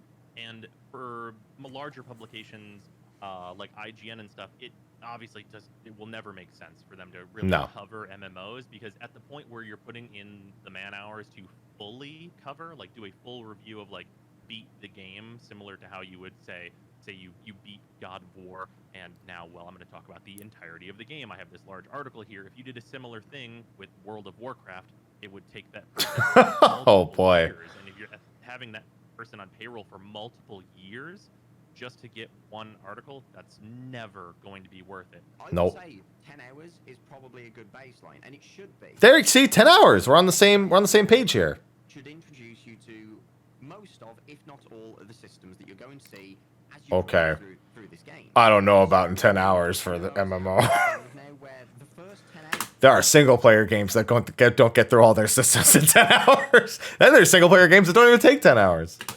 very rarely represent what the entire game is. And this is where you need to play 50 hours, 100 hours. Yeah. If the game completely shifts after the first 10 hours, the review's good for no one anyway. You can put 0 minutes into it as long as you set the context of like, hey, I just booted up the game and here's my initial thought. Because essentially people look for reviews to validate their own feelings, in that regards. So I wouldn't put an hour limit on it. I think that when it comes down to it, like 1,000 hours makes you considered an expert in something of that nature. So if they're saying 100 hours is going to qualify for review, so it's like I'm 1/10 of an expert on the subject. For an MMORPG, I think it's not about the time. It's about the context of what you've experienced, what you maybe have experienced before, where you're coming from, and then essentially kind of talking about what systems you've touched and engaged with. Let's say. See, that's important because a lot of the times when people are coming to MMOs, it's very rare. It absolutely happens. It has to happen. It's rare that someone's coming to an MMO with absolutely no MMO experience. The majority of people who, as the video has been covering, they hop from MMO to MMO. So they have a prior experience, a prior knowledge. If you are somebody else who has that, and you can give that person some sort of expectation with which to be able to translate what they already know to what they're trying to learn, it becomes valuable in a sense. So this, of course, being more in the favor of the general category, or even if you are specialized, to at least branch out on occasion and see what else is being done, what could be improved, what ideas are good, even if games have flaws in other ways. There's a lot to take out of that. And as long as you preface your experience, I do agree, you can get a lot done, because a lot of the times what ends up happening is you say, I've played the game for about 10 hours and these are my initial impressions, but of course I'm going to keep playing. I still feel motivated by this factor or that factor, or I want to see if maybe this one aspect is improved or it's not as much of a factor going forward. And that could be something a new player really, really looks forward to. They want to know if other people, because sometimes people play a game for like 10, 20 hours and they're not feeling it. And they want to be validated in the sense that they aren't feeling it, that they're not crazy for not being in love with something. And you can provide that sort of outlook and experience for them. And then you have the people who are past that, who may not be fanatics, who go, wow, I had a pretty similar experience early on. I agree. It can be really tough for those early sections, but just know that, I felt like this section got a lot better. So hopefully you're still motivated. There are so many reasonable people out there. It's really the loud, toxic ones that make it tougher to do experiences like this. But prefacing things, I think, is very, very important. Say you did 10 hours in an MMO and you wanted to make a video about it. Well, I think that essentially then the video should be then asking the question, am I willing to invest another 10 hours? Yes. Wow. I mean, literally of the same brain right now. What I would be curious about and be looking for. The criticisms you're going to have in the first 10 hours are probably going to be the same criticisms you can have later, but you might have a different perspective on what is a totally different end game, which most MMOs are. Yeah. I don't think you can't have an opinion if you don't spend 100 hours. I think in general, I agree. Your opinion's probably going to help more people because they're going to... Look, this is the section of we all agree. Most people are just looking for, can I have fun in this game now? Not, can I invest 100 hours yes, and then have fun? Completely. The core fundamental gameplay, movement, combat, audio-visual feedback, or responsiveness, so much in the first 2 hours that no amount of well-designed endgame would be enough to make the game. Yes, thank you. As little as those hours, but call it a first impression. Ideally, aim for 4 to 8 hours with the first impressions, and if you're still enjoying the game, push through to the end game for. I'd say for MMOs go 10. I like the number 10. That's my personal opinion. May be mostly irrelevant in the grand scheme of things, but this is also where the most people quit. So critique here is certainly valid. Most people who play MMOs do not make it past 100 hours. That's a sad reality. They don't make it 100 hours, 500 hours, 1,000 hours. They don't type /playtime and get the 380, 700, 1,000 plus days. That's so few people. Having that early experience is so important of an opinion that people want to know about. Is it worth trekking through? Did you enjoy it? Were you able to get through it? It's so many elements. To break up the review process into multiple videos for different parts of the experience. Yes. Or do one big 45-minute review covering it as a whole. There's no set amount of hours, but if you're reviewing games purely for your job, it's only really doable with MMOs if you take the first impression route, as you can't really put hundreds of hours into each video for each game. Obviously, very much depends on the game. But there's something, say like New World, you could get to level 30 in that game and be like, I've seen it all. Yeah, I felt that way. And I cannot imagine what they could possibly pull out of the hat at level 60 that would suddenly 180 my opinion of everything up until that point. So I feel like how much does this game respect your time, and then give it that equal level of respect. Because if a game is 100 hours, but it's 100 hours of incredible fun that you don't want to put down, you're just going to do that and not think twice about it. Right. Versus if you're like not looking forward to playing a video game, which is a entertaining medium, I feel like you don't really need to play more than that to kind of have your whole opinion on it. And I know some people argue, well, after 100 hours it gets really good, but it's like no. Listen, I don't like it when people say that about any game, including the game that I play, that 100% I would say that about. Because it is not a reasonable thing to tell somebody. It's like, oh yeah, that's why when I replay through A Realm Reborn, I'm like, man, I'm kind of surprised because I'm going back to it with knowledge of stuff that happens in the future. And I have to try to come up with some sort of like understanding of what these things mean to a newer player. Is the quest pacing improved? Has it changed at all? Could it still be made better in other ways? But I'm also like, man, people need to stop saying that it doesn't get good till after A Realm Reborn. Because nobody wants to hear that. If somebody is not having fun in A Realm Reborn and they stop playing in A Realm Reborn, telling them that it gets fun after A Realm Reborn, a lot of the times is not a form of encouragement. It is a form of discouragement because they're like, well, now I have to get through, 60 hours and then maybe I'll start having fun. And some people do that and some people are glad they did it. And, that's fine. That's great. For some people, if they're enjoying something just enough to be able to look past its flaws, or they feel like they just might want to get that experience that they're being told is so good, great. But it's not something that is encouraging to a new player, or it's not the right thing to say. There's no right thing to say. Let them form an opinion, and if they don't like it, don't try to convince them they need to keep playing to get to the good part. You shouldn't have to wait for a good part. It's why I'm a frequent criticizer of Final Fantasy XIV's early game, because I want people to enjoy the later parts. I want them to get to the parts that I think are not even an opinion better. It's a fact that the later stuff is definitely better than the way A Realm Reborn is voiced, paced, presented. It all gets better with time and experience and years. But I'm also not going to try to guilt someone who doesn't like A Realm Reborn into getting past it, because that is not a good thing to say. You shouldn't just say, oh, whatever, yeah, it sucks, but it'll get better later. No, criticize it and try to inform improvement, ways things could be improved. 100 hours earlier, I think that's a flawed argument. Yes. Unfortunately, you run into the issue where older games, first and foremost, require a lot more investment in terms of time, in terms of resources to actually learn, to actually get through the content. I went back into Rapples, I went back into RF Online. Getting from level 1 to level 20 took, 15, 20 hours. And Rapples, as an example, the level cap is over 300. Oh! They tell you that it takes about 1,000 hours to even get the end game.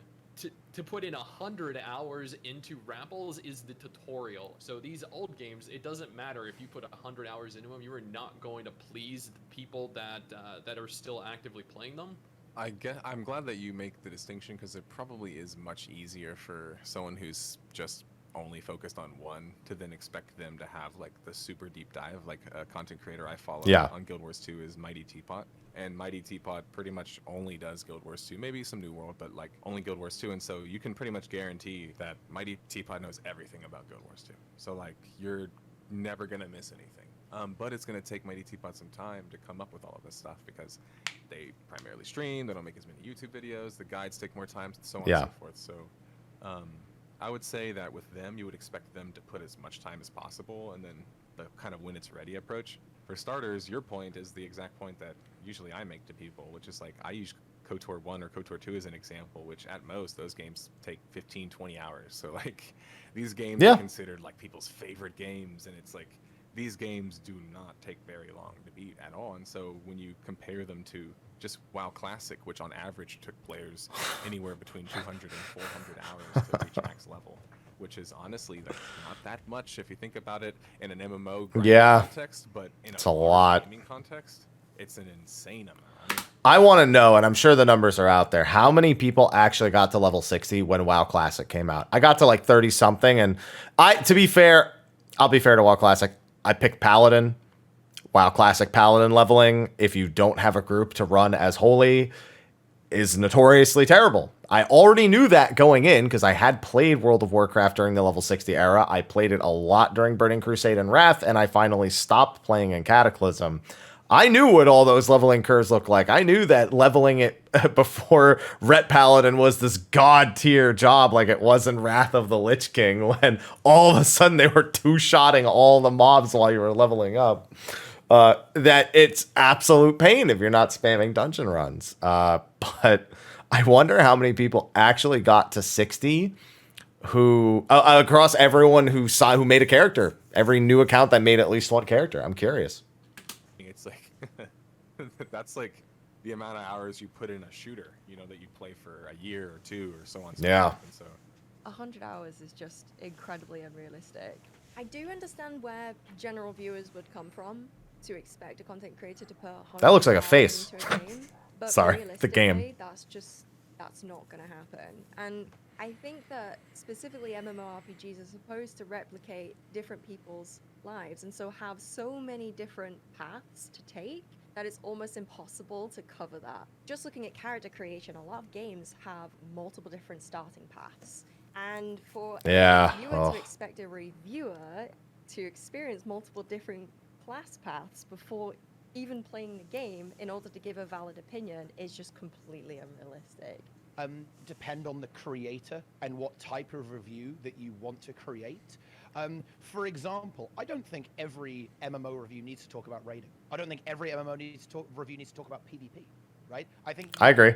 Bring that up, right? You can say, oh yeah, this is a game, and you can kind of give a brief overview. But I don't think you necessarily need to go into a deep dive about this. But I think there are certainly different types of review that may not require as much of this extreme time investment to get a proper grip on, I'd say. I mean, yeah, I'll stand by that. I don't think that's viable.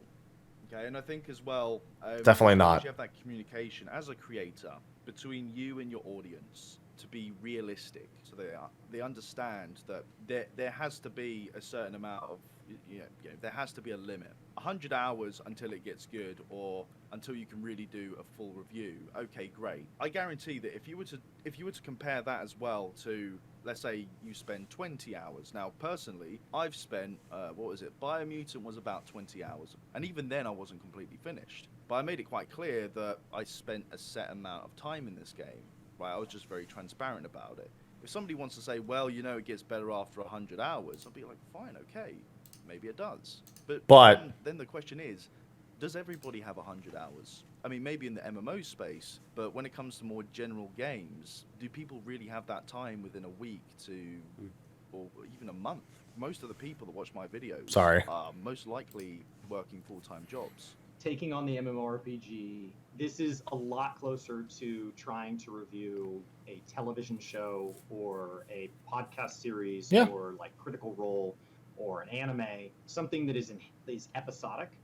By that very nature, that also means that it's a living document. So I think it's about context. And so if you are trying to get into Final Fantasy XIV and you go ask 10 people that play it, what's the biggest parts of Final Fantasy XIV? They say, the story, the story, the story, the story. Yep. Then I think you need to clear the story.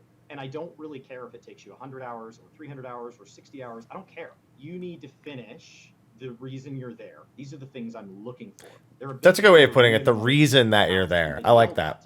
I think you're even talking to some of those people. And I think it's because they've come into them and said, are they good or are they bad? And those people, I didn't actually have a problem with their opinion if they had made their opinion very contextually clear.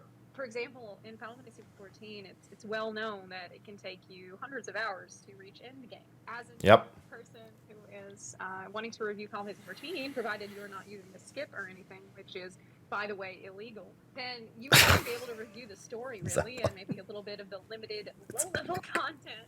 I mean, at low levels, your job is not going to feel anything like it would at max level. So basically, if someone wants to review Final Fantasy XIV, they can't until they've gone through hundreds of hours of story and not done any skips and read all of the dialogue and watched all of the cutscenes. And only after they finish all of it, all the main story, and they maybe do their first dungeon or trial, then they're allowed to give a review on Final Fantasy XIV. But what if... I feel like I missed something. Was she saying that that's what people would say, or was she saying that like you couldn't do that? Like if you are going to do it for 14, you'd have to do it that way. Because I definitely wouldn't agree with that, regardless of whose opinion that actually would be. Again, I feel like the context that was often brought up across some of the other creators, where as long as you present where your opinion is coming from and the scope of it, that generally it's okay to have that, because other people who have only played up to that point, even if they are past that point, they know it gets better, they know there's other things to look forward to, they might have had a similar opinion by the time they finish that exact point of your game, and they'll likely reflect on that with you.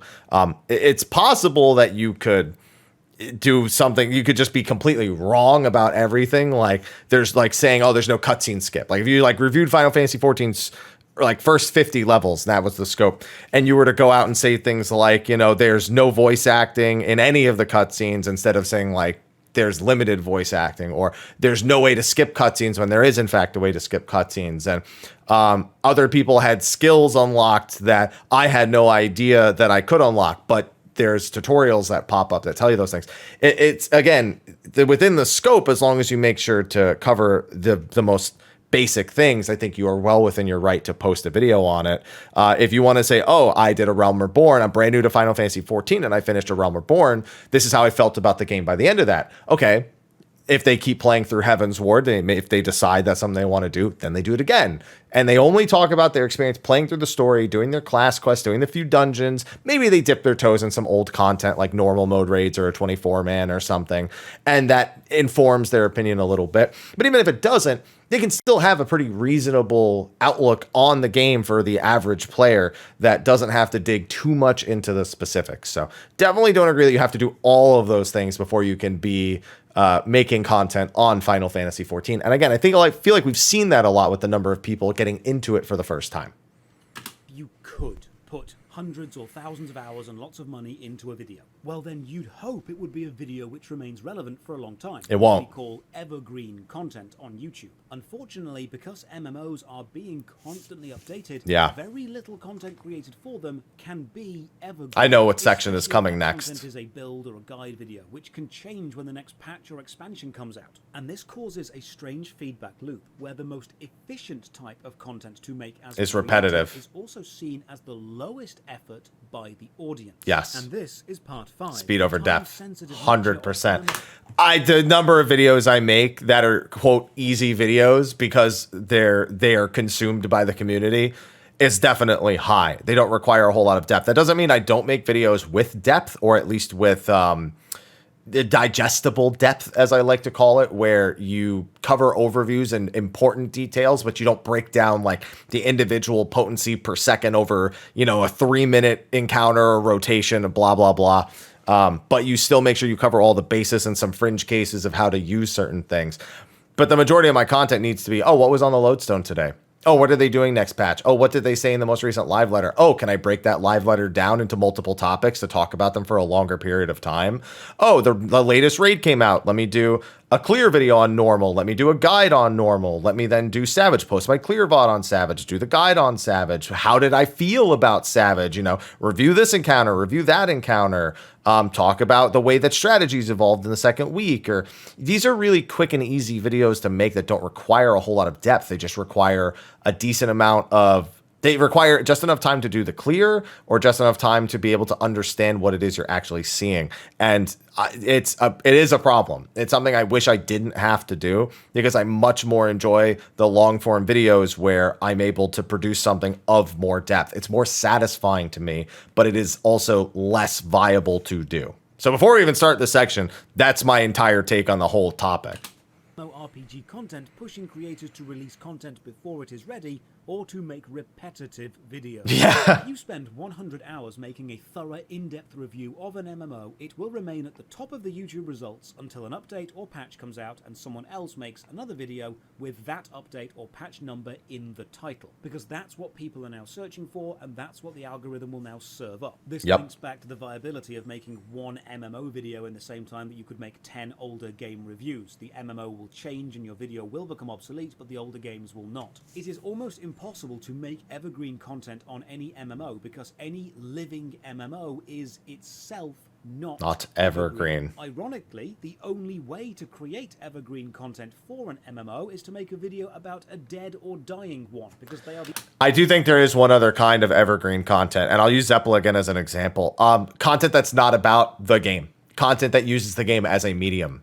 We see that a lot with comedy style videos where it's always entertaining. It could be something as little as the twinning the twinning .mp3 or a .mp4 video, where it's just it takes a popular meme on TikTok.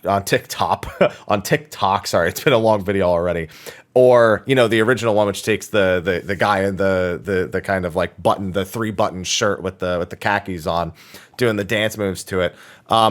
You could, if you make something like that, or you make something that is funny and prioritizes funny over informative, that I feel is evergreen content, because it doesn't depend on the patch cycle or the patch number or the changes. The only thing that happens is the game updates and maybe gives you the ability to create more of that content, or content that is more unique or has different approaches or different emotes or different backgrounds or different locations. That, I think, is the one style of evergreen content that MMOs can do that become timeless. We know so many old World of Warcraft videos that are based on particular memes or funny things that have aged wonderfully despite them no longer being relevant. I mean, Leroy Jenkins is still considered a pop culture reference all these years later. Or that video, you know, the internet is for porn, you know, the music video that they did, or the Abbott and Costello World of War. Like it's proof. Machinima style content, as it used to be called more frequently, can be evergreen, I feel. But just trying to be informative and be in depth or even general, that is not evergreen content for sure. The only ones which don't get updated and don't have huge competitions for video search results. And then when your review or guide becomes old, which can happen in months on YouTube, it will fall down the video search results, so you'll need to remake it. And if you're putting in hundreds of hours for every video, you simply won't be able to put out enough guides for enough games within the time frame you have. This means MMO content creators know that the best type of content for audience engagement and search engine optimization are not videos locked to a specific build or version of any given game, but instead are videos which are being searched for right now. Titles which people will Google. Titles like best MMO in current year. Top 10 MMOs to play in current year. Should you play game name here? Best class build, fastest experience, fastest gold. And these types of videos are quick to make because you don't even need to be an expert on the Nope, you just need to know the answer to the question. It on the wiki.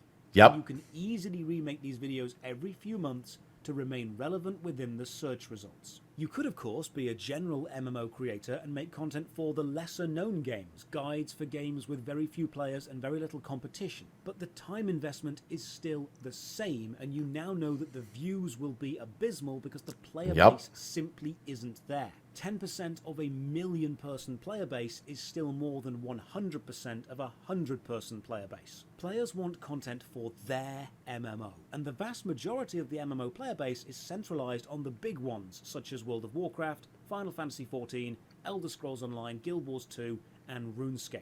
This means you want to make content for those games, but you don't want to invest your time in content you know will become irrelevant. This is also why your inventory is full.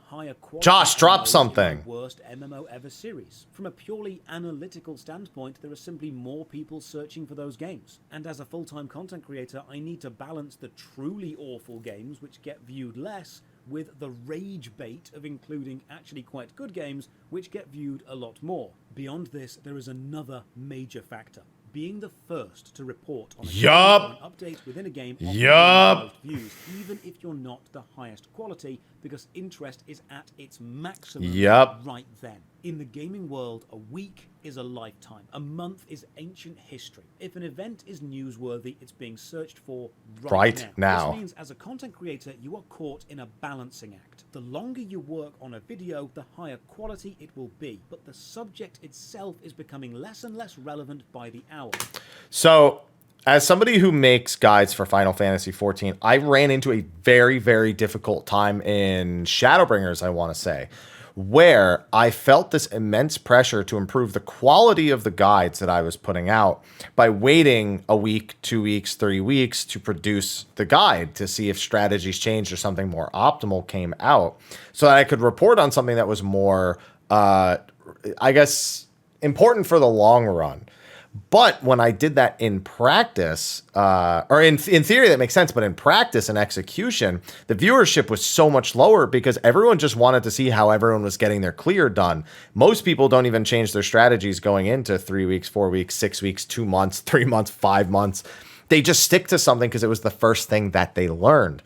And that's why I went back to releasing guides within the first week of clearing things, or even just releasing breakdowns of those encounters and why we did certain things as soon as I possibly could, because the viewership was just that much higher. Now, I did my best to make sure that those videos were still of significant quality. I made sure there were new fonts. I made sure there were new animations that I could use. I made graphs for everything. I didn't feel like I had sacrificed so much quality that I had actually lost that much with the speed at which I was releasing them. But that also came with years of experience, templates for my content that I can follow that helps me get things done a little bit faster, and everything being kind of fresh on my mind so that I can get through the script writing process, the recording process more quickly.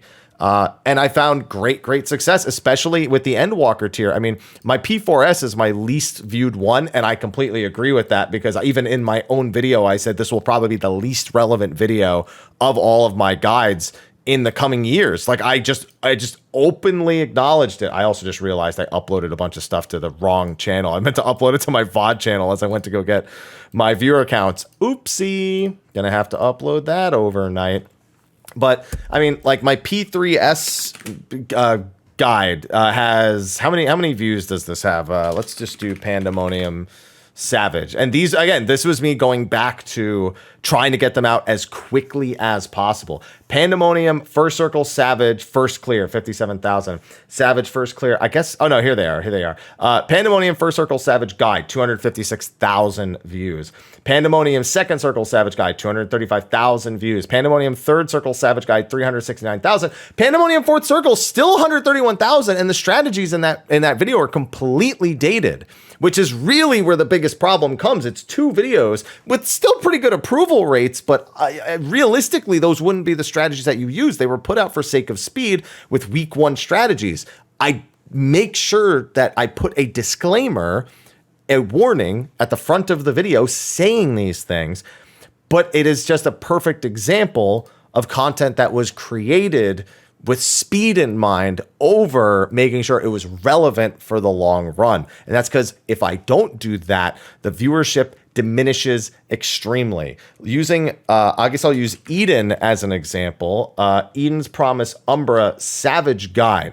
Now, my strategy for that was one of the universally used strategies, even if I didn't think it should be. 116,000 views. I mean, that's less than half of what I had, and it's because it took me an extra week and a half to actually get that out. For the longest time, my actual clear of that fight was the guide. I mean, I put that video out, and a day later, it had 50,000 views. All I did was clear the fight. I didn't even make a strategy for it, and the party finder was full of happy brambles, and it caught on so quick because of the speed. There was no quality to that content. It was just a VOD. But it was that valuable because of the speed of it over the depth and the quality. So, I mean, it's spot on, but it's what has to happen with MMOs if you realistically want to produce content. Sure, you could take your time, post some very general content that does massive numbers, but YouTube doesn't favor that even if the video does well. There's so many factors that work against you as a content creator, which is why so many of us have looked to alternative means of earning income. Sponsorships like a 30 to 45 second ad in the middle of the video. Sign up for my HelloFresh, play this mobile game. Or you do subathons over on Twitch where you offer up these ridiculous things to embarrass yourself and try to earn that kind of spike of income for not only your actual income to make sure that it's a bit more hitting a more stable point, or that people can come to expect a certain type of content on your channel that encourages that kind of behavior, but it also just kind of gives you kind of like a pat on the back. Like you just need a break or something in order to make yourself feel better about the choice that you've made in that given moment. So it's painful. It's something that no MMO content creator wants. We all want to just be able to do whatever we want and it'll do well. That's not how it works. That is the sad reality of it, that it just isn't how you do it. You can, but you'll find, I think Larry posted a tweet several years back, Larry Czar, the 14 community, where he had viewership that was 2 to 3 times what I had in a month.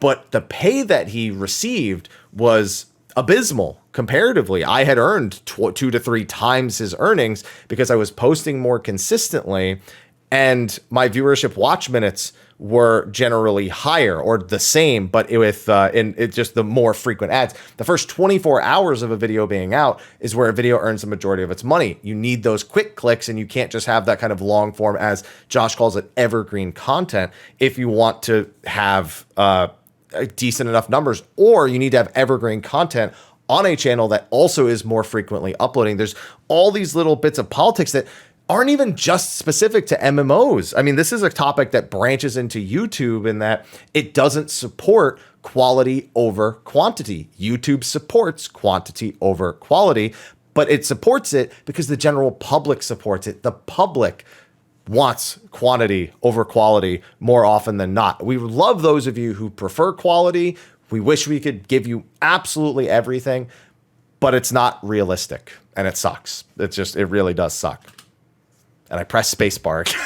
Gotta stop doing that. Even if it's high quality, it won't get as many views. Yep. When a new raid or a new dungeon is released into an MMO, people want a guide video instantly. And if you make the first guide video, you'll get views.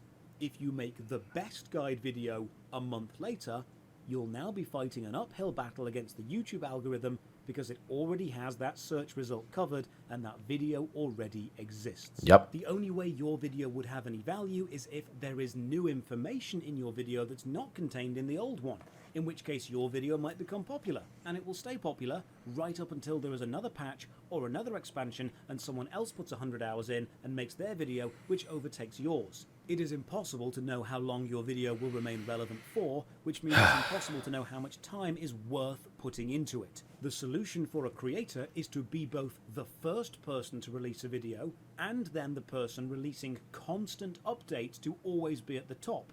From an audience point of view, however, this means they get a flood of very similar videos. That's the same thing. It's like I have another example of what he's talking about. The tier where I waited the longest to release a guide was Eden's Verse. My Fulmination Savage guide came out March 18th. I want to say that's about 16 days after it released. That is one of the videos I've worked hardest on. I added graphical animations to the text. I found exclusive text for it. I made new types of graphs for it. I completely undid my what's it called? I just said it earlier. My I can't remember. It's been too long of a video. It's been 2 hours already. My template. That's the word I was looking for. And it got 28,000 views. So, and it was all the strategies were completely relevant. They're still relevant. They were relevant until the day that raid was no longer relevant. And that was the result. So, another great example. Everybody complains on YouTube. They're like, man, I hate these pog faces every time. Everybody's got this surprised face for every YouTube video. Right? And everybody complains about it, but they just keep clicking on it. Yup. Keep having more of these videos. It's the feedback loop is there. And so it just keeps happening. I think this is kind of what I was saying before with like whenever I would make these WoW guide videos, I would put in a tremendous amount of effort how to min-max and figure out the most optimized way of farming some material in WoW, and it would get 20,000 views. And it's like, okay. But then if I made a video about how Burning Crusade is way better than the current expansion, that would have 250,000 views. And it would be on the top of Reddit. Everybody would be saying true. I'd get way more subscribers. It would just be better for me in every single way. And I think that, again, the way that you reconcile those two things is that you have to look at what being a content creator means for you. Does this mean that you are just creating content that you feel is good for the algorithm, or are you creating something that you think is a creative endeavor in itself? A really interesting balance between these two things, because ideally you're making a video that really is both, and for games that run long enough, which is a thing that I've seen with Warframe, you'll make a video that was, you know, a really long experience to make and that was, you know, very popular because a lot of work was put into it at the time, and because a lot of work was put into it, people see that and it gets shared around. You can see that with some of my old full Warframe roster reviews. I talk about every single class in the game, why they're good, why they're bad, give them a grade. People love those videos, and I continue to make those. The original, well, all of them at this point are completely obsolete. Yep. Making like the shorter content that like gets more views, you should be making that. It's a balance between trying to do both. Yes. I very recently went through and I did every single Warframe individually in each different video, and that's been going on over the course of this year. Obviously, I've made videos about pretty much all of those Warframes before, but those videos became outdated, and this was me updating all of them. Some of those videos already have minor things that I would change about them, even though I just made them this year due to new content being released. As a content creator, it is impossible to fully re-review a game from scratch because, as you said, everything's got a shelf life.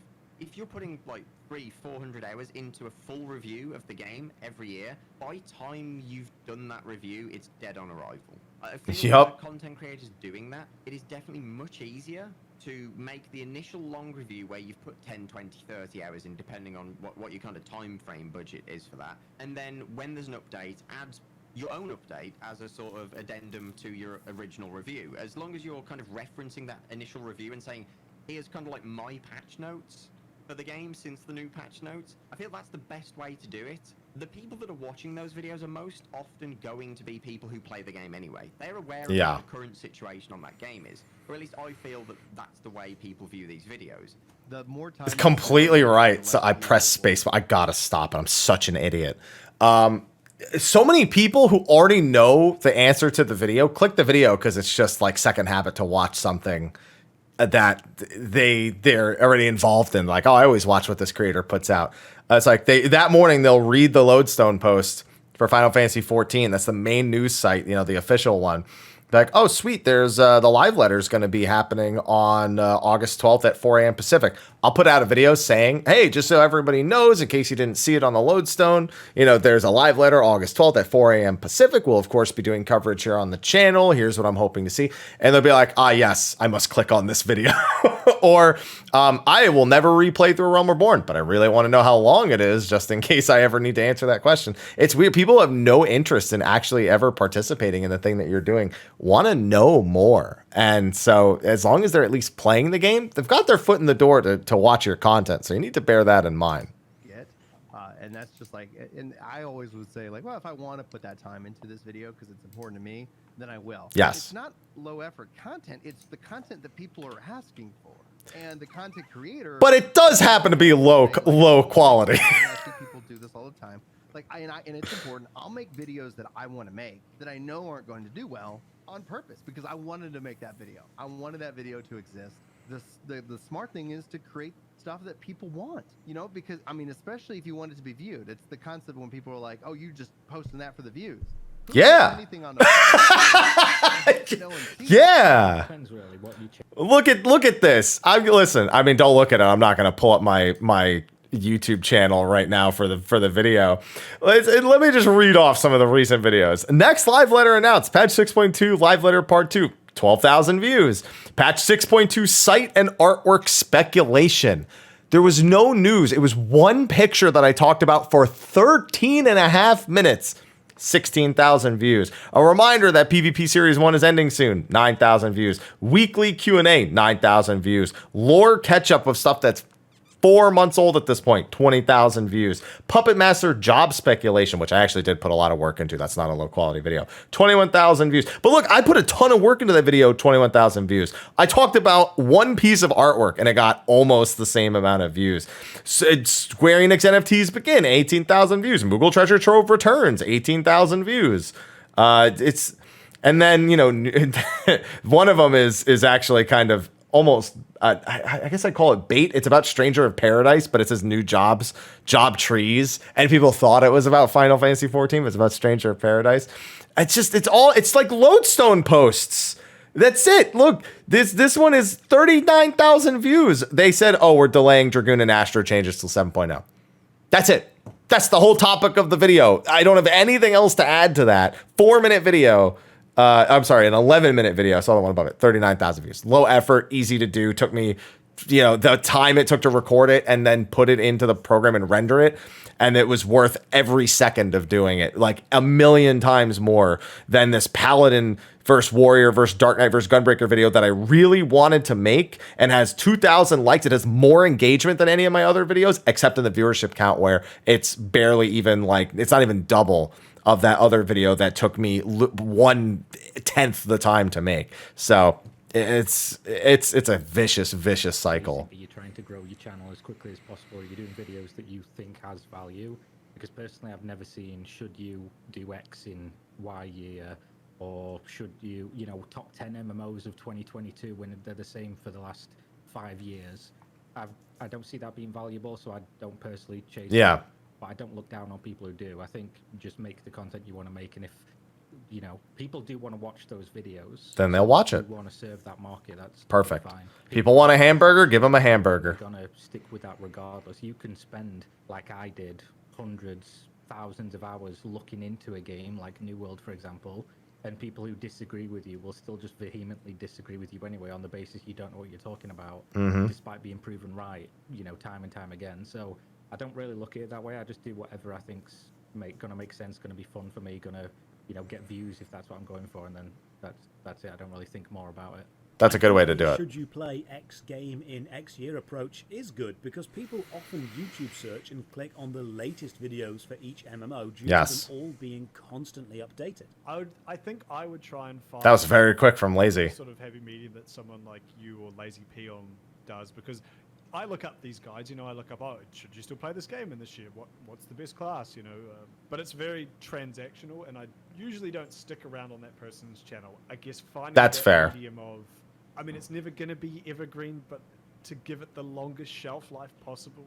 And I think, say, with your worst MMO ever series. Yeah, I agree with that. Again, unless they somehow pull some... I agree with that. When I make the Versus series, I do make it with the intent of only making it once per expansion unless absolutely necessary. Even if jobs get changes, it very, very rarely swings it all the way in the other direction. Or if it does it in maybe 1 or 2 rolls, which forces a re-release of 1 or 2 videos. But the attempt is to make it evergreen. There's also sometimes content that isn't evergreen becomes evergreen on a single principle. It becomes a time capsule of a time in the game, a period in the game where it is the most relevant. And because it uses a lot of similar names, similar features and functions, it still gets attention years down the line. It still at least draws some viewership in. Oh, Ivy, you want to leave? Oh, bye-bye.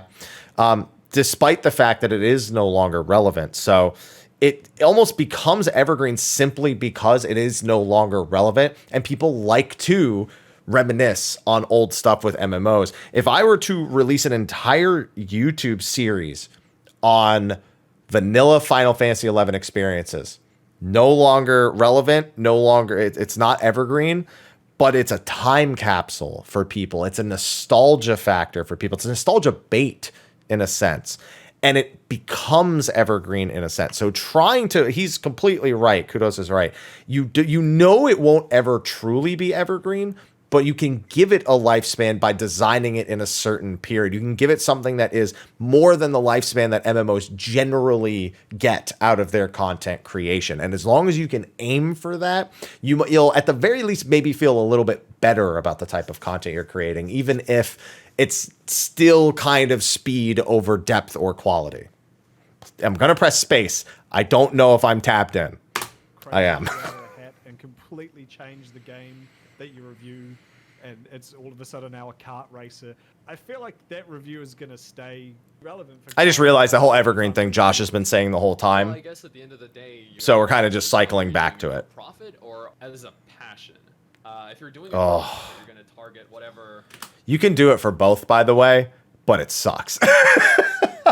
because I just like to talk about Final Fantasy 14 because I'm passionate about it. So I like talking about every single topic, even if it's kind of like a low quality speed topic. But not everyone's like that. Some people really want just to do just the nitty gritty, and it doesn't become logical for them to do that. And then they have to go against passion in order to obtain profit, which, you know, sucks.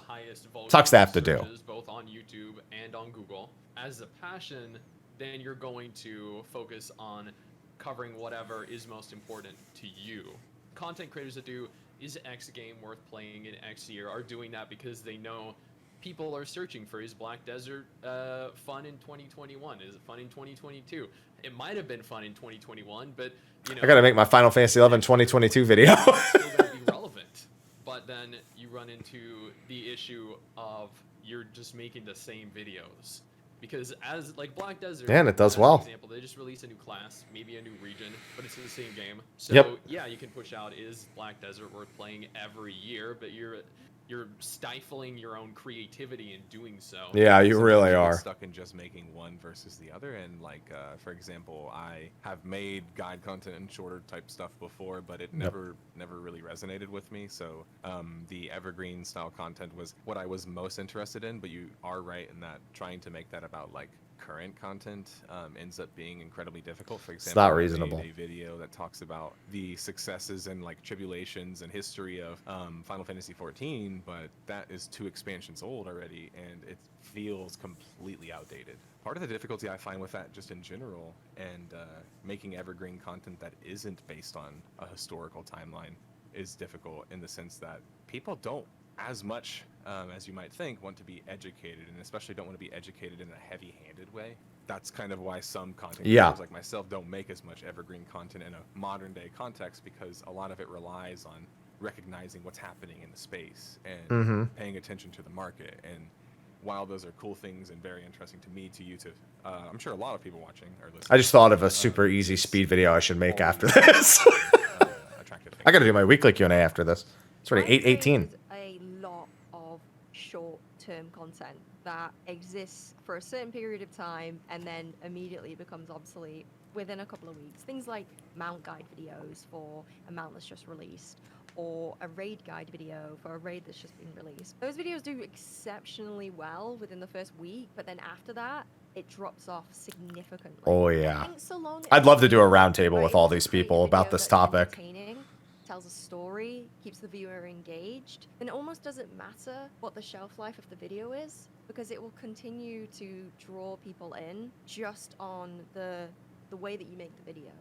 Really hard to do this, particularly if you're a newer creator. It's really hard to make MMO content because, you know, before you're in that position where you can start to talk about the more evergreen stuff, you need your 100 hours, right? You've got to. Oh, back to that topic again. Yeah, I mean, it's not wrong. Not wrong at all. You could almost broaden this to almost a critique of content creation in general. I wouldn't say this is actually unique to MMOs as such, but yeah, it certainly becomes more extreme because of the fact it's not like, oh yeah, this video is going to be here forever. No, you're going to have to make it again, right? Good luck, right? And you know, every time, even if you want to explain like a guide, well, the guide might change, right? There's going to be something new. There's going to be a new gold farming method. There's going to this whole topic is just so many ideas for videos are running through my head as I'm listening to it, which is always great to get the creative juice going. So while they're on the topic of not of making content that's not evergreen, I have an idea that I conceptualized months ago that is so anti-evergreen, it's almost embarrassing that I thought of it. There are news tidbits about MMOs that people either forget, miss, or didn't know, or didn't even know that it was anything to miss in the first place. It's not like a detail they missed. They're like, oh, I just don't read the news, or they're newer to the game and they're just not up to date. The patch schedule for Final Fantasy 14 is super predictable, and we've already gotten a breakdown of pretty much what the rest of the expansion will look like on a very broad level. What the patches are, when to expect them, yada, yada, yada, yada. I have contemplated, without changing a single detail, releasing that video every month on the channel just to remind people. I'm not even kidding. I think it would do well. And it's the most anti-evergreen thing you could possibly do. It is the lowest effort possible video I could ever do. Maybe if we have new information about any of those release schedules, you update a portion of it, the beginning portion, since that would most likely be relevant to the stuff that's closest to releasing. And I feel like it would do just fine. At the very least, for sating YouTube's algorithmic needs, it would do just fine. And it's sickening to think that. Going to be a new balance patch. There's going to be a new this, that, and whatever, right? We're going to do a shortcut in the video. Ivy wants out. I'm going to go take care of that. All right, and now that I'm back, I can hear that my cat wants back into the room, as cats do. Ivy, going to have to wait. It's not even your feeding time yet, so let's get back into it. I still have like 30 minutes of video left. Stuff that is going to be more popular isn't necessarily going to be the highest effort, right? Because you know, in general, you have to try and create, well, you know, as much content as possible, right, on the hottest stuff right now. And if you try and make something that's you know, like super well crafted, like super high effort, you're gonna kind of miss the boat, right? Yep. A lot of the time. My video is only going to be good for 3 months. My stream is only going to appeal to 6 people. But there's a beauty in that. There is a beauty in realizing the world doesn't revolve around me, and so that thing can be just that thing. And so I get to make that video, and I guess it expires in a year. And you know what else happens in a year? I hopefully get better. And so that video expiring is a chance to redo it. I like this. It's a very positive outlook. It doesn't usually work out this way, but it's a very positive outlook. I can paint my model now.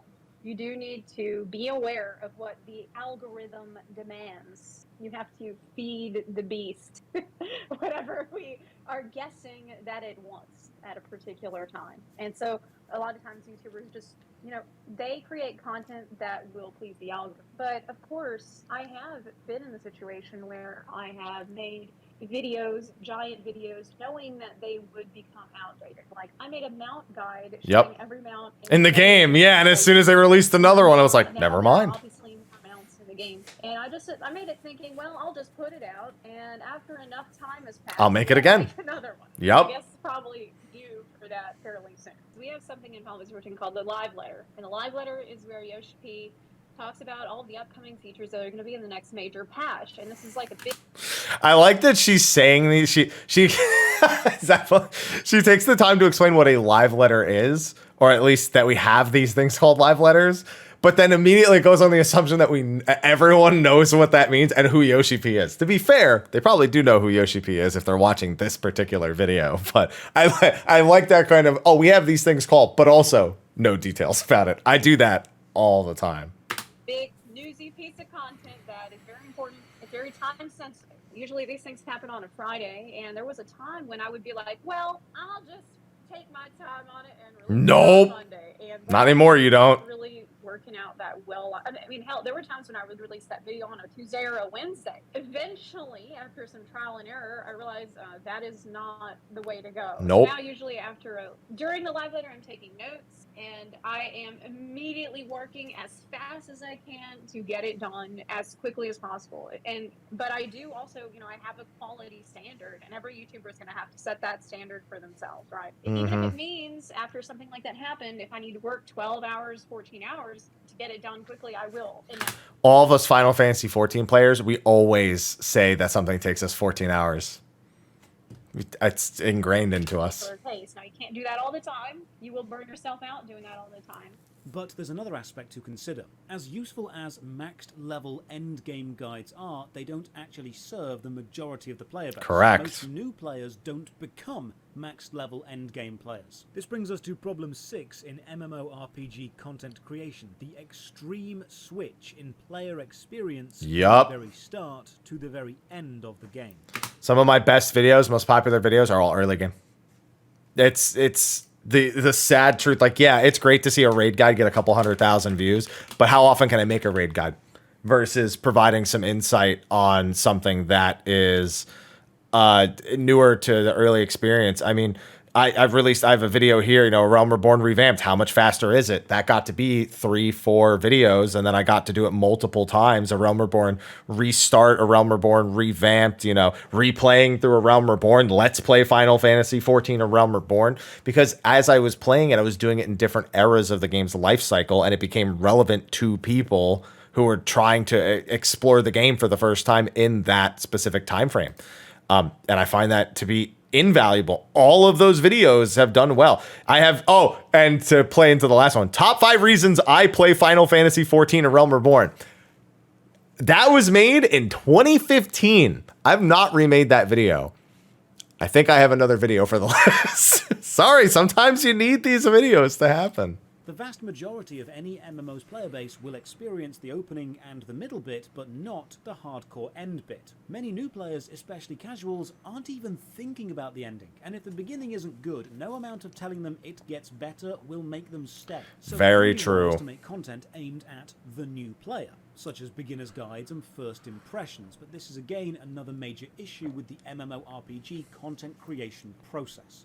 Many long-time players will tell you that their MMORPG... Josh, what are you drinking? Because I haven't seen... It says coffee, but I don't even know if there's anything in it. But I don't know if you're drinking it, because you're holding it. And I just... What's in the cup? Is it... I need to know. Better at endgame. Some will tell you that it completely changes the experience. And while I'm sure that's true, it's also incredibly frustrating to approach MMOs knowing this as a reviewer, because it's one of the few mediums that prides itself on being so vastly different from its opening to its ending experience. Imagine watching the first 90% of a TV show only for the final 10% to have a different cast and style. Imagine the final few chapters of a romance book suddenly changing to a choose-your-own-adventure picture book. Imagine the first 100 hours of a first-person shooter game being slow-paced and cover-based, only to switch to a third-person hack-and-slash once you hit maximum... I don't think it's quite this severe. The extreme gameplay switch as a positive, but the MMO does just that. The opening of the MMO game, the majority... I don't know if I like those analogies. An MMO generally starts with a bunch of very simple to understand game systems, or at least it attempts to start with them. Final Fantasy 14 does not. But you still generally feel like you're playing the same type of game when you get to the end of it. That would be like, to use their analogy, if Final Fantasy 14 started out as a tab target a GCD based MMO and changed into a Blade and Soul-esque action style MMO when you got to that, would be the comparison that's being made right here. I don't think it works quite the same. I think it's just a matter of the degree and the amount of time investment and the skill with which is being asked not being translated well between early game and late game. Some games do this better, some games do not. A lot of them want you to have that kind of chill experience going through so that you feel like you're constantly making progress and you don't want to stop playing, only to stonewall you when you realize you don't actually know enough about it when you get to the end game, and then you need players who have taken the time to kind of dissect and learn those bits to teach you, or you need to be one of those players that are doing it. So that's more apt the experience that I would say is consistent with an MMO going from early game to late game. Majority of players will experience is often nothing like the end game, and this makes the reviewing of MMOs extremely difficult. If a content creator plays a brand new MMO they've never played before and gives it a decent amount of time, let's say 20 or 30 hours, and then makes a review based on the experience they had in that 20 or 30 hours, that is a valid first impression. It was what they experienced. If, however, those 20 or 30 hours are not a good representation of what the game actually is, that's not an issue with the creator's experience, that's an issue with the pacing and design of the game. Again, I agree, but I don't think I've played an MMO where after 30 hours, I don't recognize what I signed up for.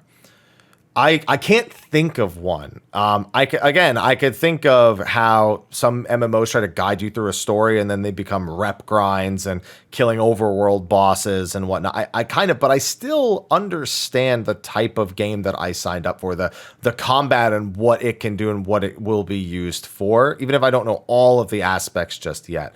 So again, I don't know that I 100% agree with this particular assessment from this section. Of course, no one is expecting a player to become all-powerful within 20 or 30 hours. No one is saying you can experience all the content. You will likely barely scratch the surface. But if the opening 20 to 30 of your game is not an accurate representation of your game's strengths or the type of fun and gameplay this I agree with. expect to be working toward, why are they there? There is no other Yep. form of entertainment media so self-indulgent as to demand the user slog through an inferior version of itself before rewarding them with the superior version. It's He's kind of right, except that this is not just, this is RPGs.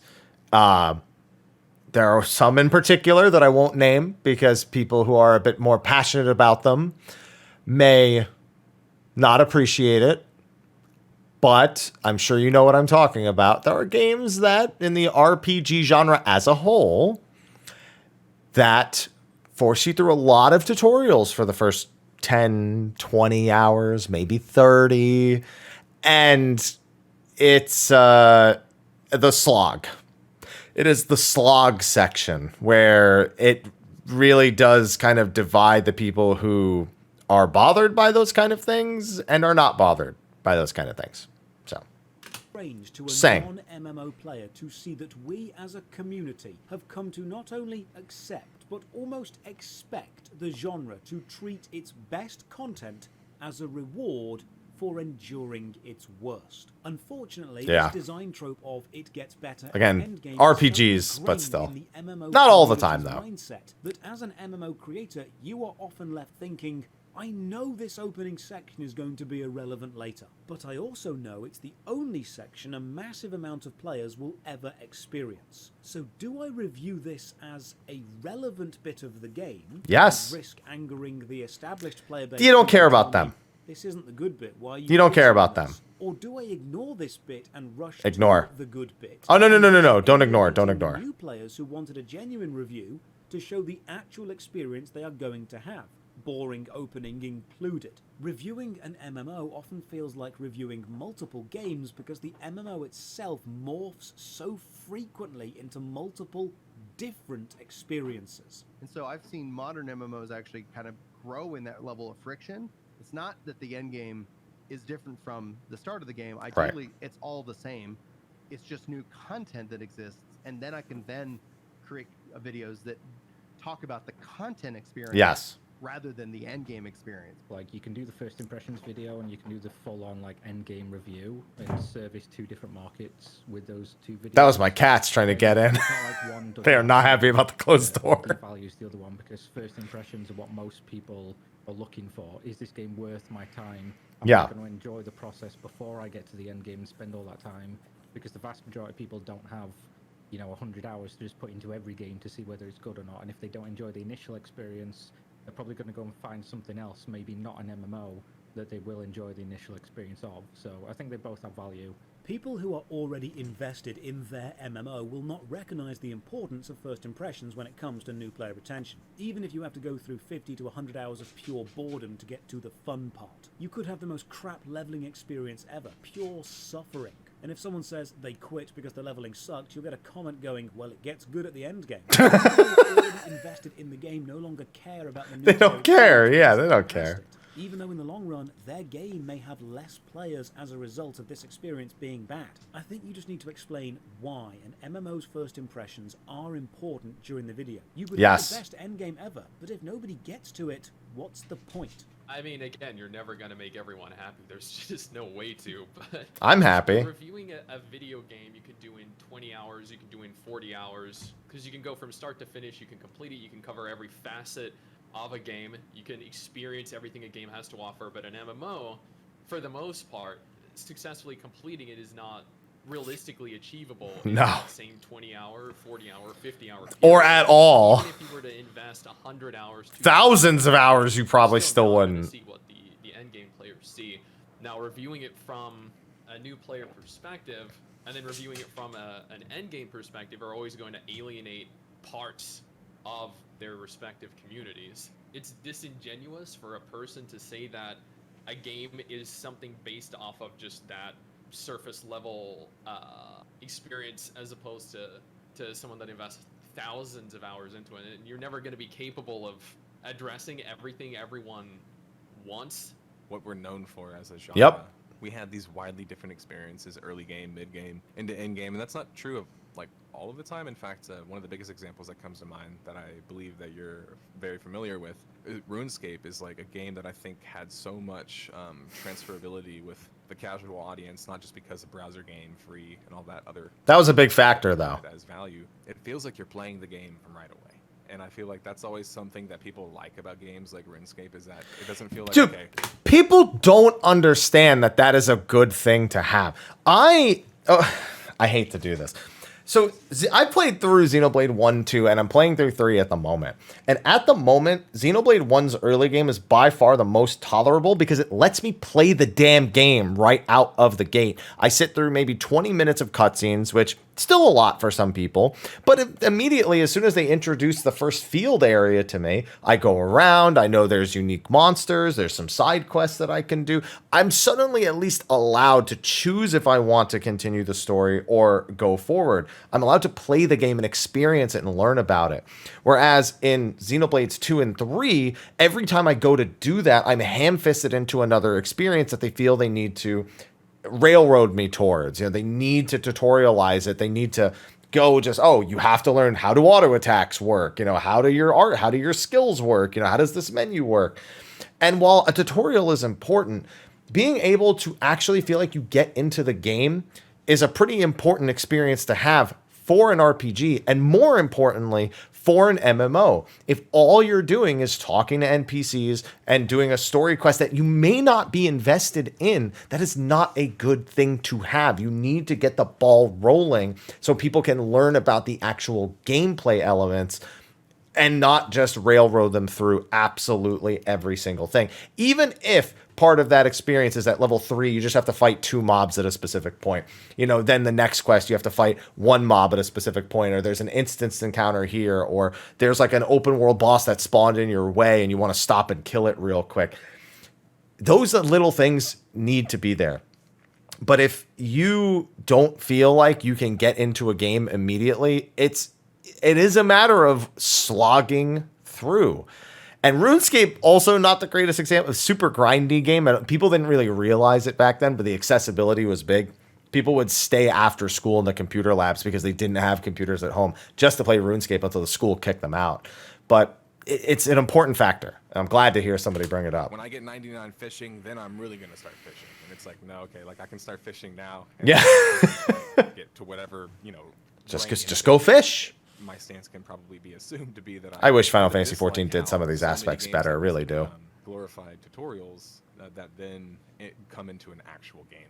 I find the difficulty with that is that basically if you want to cover the game in its entirety, which is always what I'm interested in doing when I do a review, which I don't do very many of them for that reason, and they're not very profitable, which is another point, is like the amount of work and effort to get like destroyed over something that you're just like, you know what, I don't really know if everyone wants this as much as I think. You eliminate a large portion of the game when you don't hit endgame. Because raids, dungeons, PvP, that massive core feature of an MMO is always at endgame, or at least the best experience is always at endgame.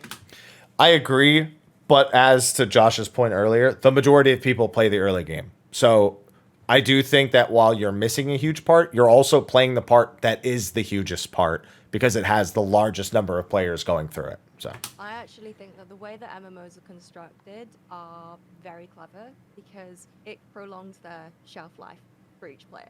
If you think of a single player game, let's say Dying Light, for example, right? It took 70 hours to 100% complete that game. And so many people were really angry about it because 70 hours is such an incredible amount of time. Well, not with MMO players. That's how they've always been, and that's why they're different to any other game that's out there. It's a different breed. Media type that's out there. They've always been like this. They've always rewarded users for putting in hours and hours of their time into a game. I think you can actually find some really important critiques as a very new player. You know, it's funny. There's no better game to demonstrate this than Guild Wars 2. Guild Wars 2 is kind of complicated for newer players, actually. This is one of the biggest complaints. Curious about this. It's like, I don't know what I'm doing. I don't know what the hell's going on. What am I supposed to do? I think you can similarly see that in other games. You know, like I think Final Fantasy is criticized for having a very slow starting out leveling experience, for example. World of Warcraft can be critiqued for having slightly confusing progression systems, particularly as you get towards the end game. I think these are actually really important. I think the reviewer does need to keep this in mind. Things might change, but I think it is actually important to say, yeah, the new player experience could use a little bit of work, right? That ain't so hot. It's in the interest of an MMO's community and fan base that these issues would be addressed, because then you're going to get more players, right? Then your community's bigger. Then your game company gets more money and you get more content. I would say that what I've learned from that is completely agree. Do video at 10 hours. Do it once you know you have some context, and especially that you have something positive to say. Even if you have 10 negative things to say, hold on to those. They are valid, and the veteran players need to understand that those are the things stopping that community from growing. So if you don't put those in there, you're never going to grow. Like because every new player is going to watch that video, they're going to try the game based on that video, and then because you didn't tell them about any of the bad things, they're going to go, it must just not be for me, because I must just be totally insane for running into these negatives. No. Just so you know, if you do feel that way, it's still perfectly normal. I know so many people have those thoughts like, am I crazy for just not liking this? And it's like, no, you're a person with an opinion. That's the bottom line. I mean, but the thing is, what he's describing is what happens when somebody doesn't watch a video. So while you're producing that thought, while you're producing your thoughts, as he's right, as soon as you have what you feel like is context enough to release something, you can go ahead and do it, because you'll more likely find that there are other people who felt that same way, who went into the experience completely. A big viewership thing with MMOs is people want to see if somebody else had the same experience as them. There's almost more people who want to see if somebody either agreed or disagreed with them of something they already experienced than there are new people looking for the way in. It depends on the game. It depends on the release timing. But if we're talking about a game that's been out for a while, that is the more likely scenario, because the influx of new people is not as high as the people already playing, unless there's some sort of major content release or some very unusual thing happening at that particular time. So that means that as soon as you feel like you have that little bit that you can make a video on, you feel it's substantial enough, you can make it, and you will see those people come in and with those responses to that particular part that you're criticizing or praising, potentially. We all ran into them. We're just not talking about it. Go in there, find the compliment, open with that. So the veteran players understand, okay, he at least got to the good thing. And then you can say, my issue is that I had to go through these 5 things to get there. And now we come to one of the strangest differences. Playing an MMO for fun can be completely... Whoa. Josh. Nobody plays MMOs for fun. If I am to believe my YouTube comment section, if I am to believe my social media, if I am to believe my Twitch chat, nobody has ever played an MMO for fun. Ever. It doesn't exist. I don't know why we're talking about it. So I'll hear you out. And please understand that this is sarcasm. Let's check it out. Different to playing it to analyze or critique. Or min-max. Watched my videos and said, there's no way you played for 8 to 10 hours. You only got to that bit. I got there in 4 hours. And while it's probably true they did get there in 4 hours, the difference in progress lies in the fundamental way your gaming time can change when you're playing to evaluate and analyze instead of just your own enjoyment. Imagine the difference in speed reading a book simply to get through the story versus slowly analyzing each paragraph for the themes and structure so you can write a report on it. One of them takes a lot longer. Now, you could always speed read the book and then try to write a report on it. True. I promise you will... Sounds like all of middle school and grade school for me. It's the same when playing to critique. When I play a game for content, I have... I was going to say, he better have a reason for having that notebook in his hand, because I don't like seeing it with I want the coffee mug back. I want it back. Notepad and a pen, and I make extensive notes on every single thing in the game. I'll play for 5 minutes, write for 5 minutes. Play for 5 minutes, write for 5 minutes. I'll take notes on anything and everything, because I have to mine the experience to find the minutiae which makes entertaining content.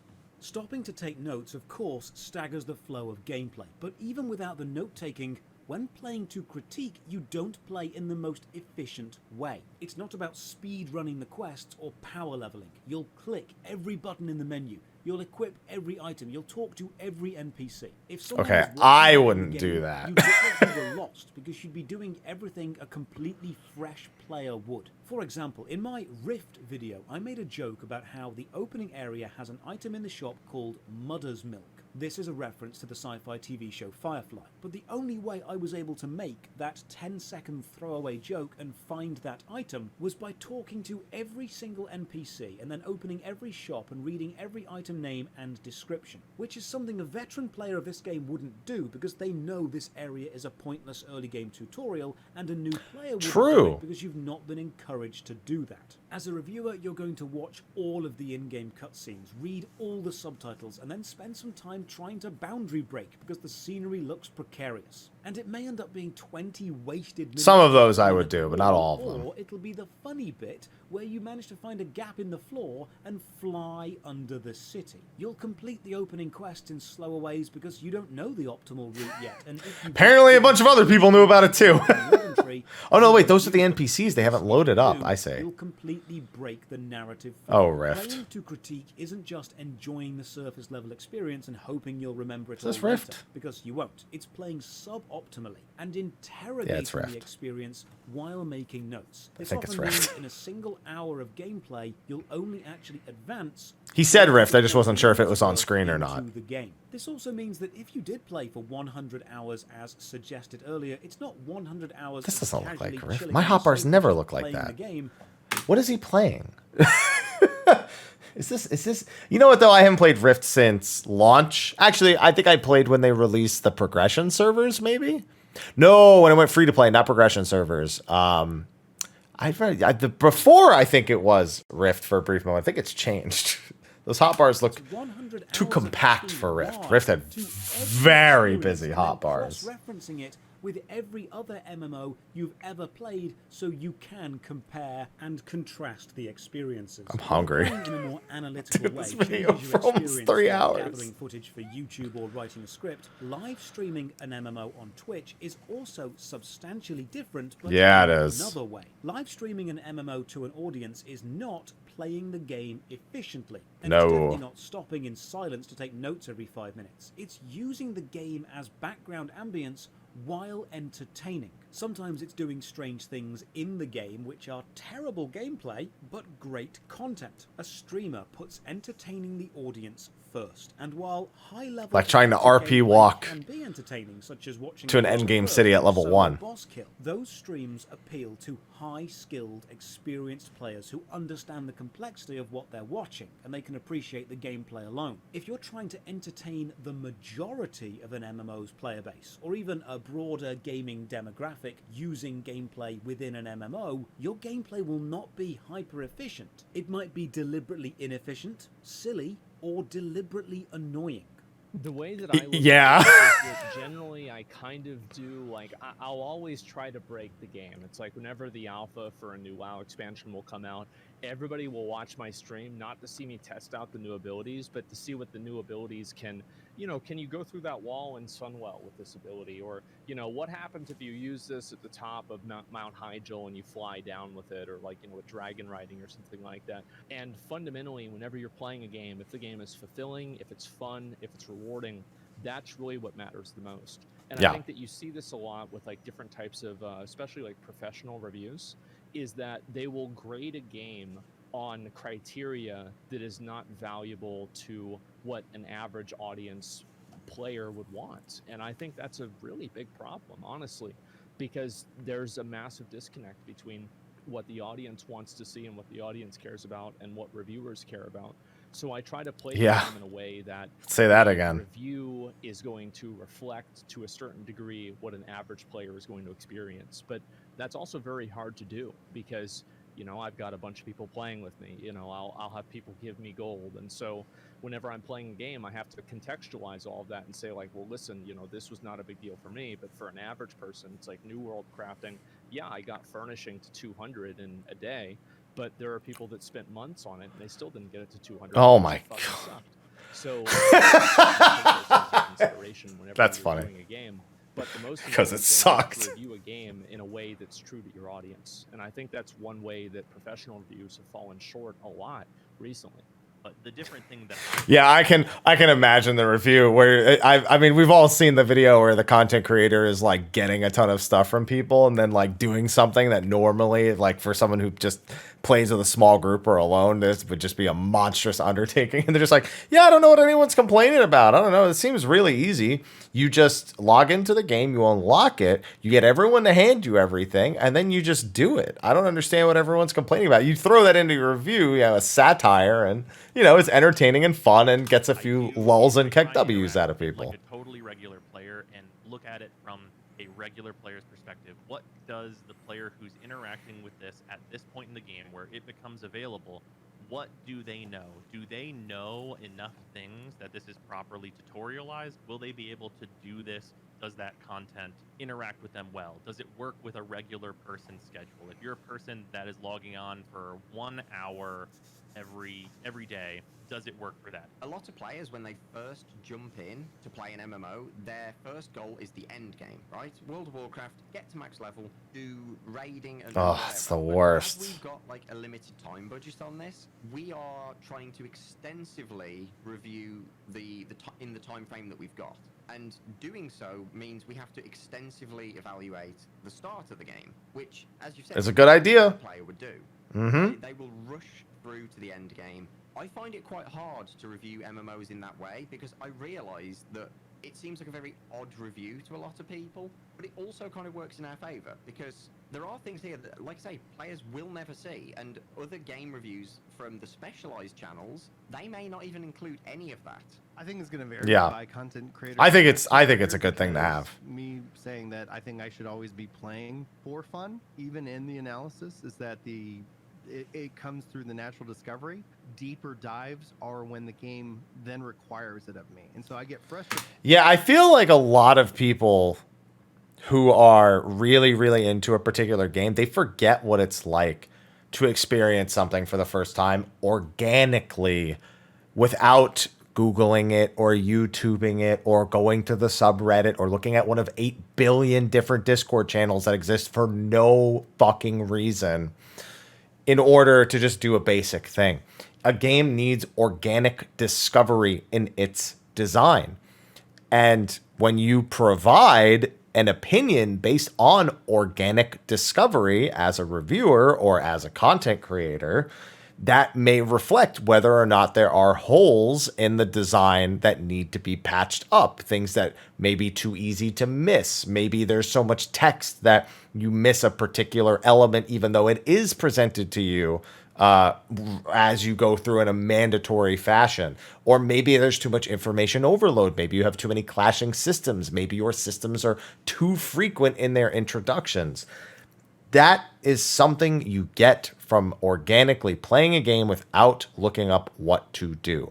And providing that outlook in a video is valuable. It is very, very valuable for the sake of understanding the game, its design, and what it could do better. When I hear people say, "Oh, you're not efficient," I go, "The game's not requiring me to be efficient. There's no pushback. There's no feedback mechanism that says I'm doing anything wrong." I don't play any differently because I think I'm a critical person in general. Pretty much everything in my life I do, I critique while I'm doing it.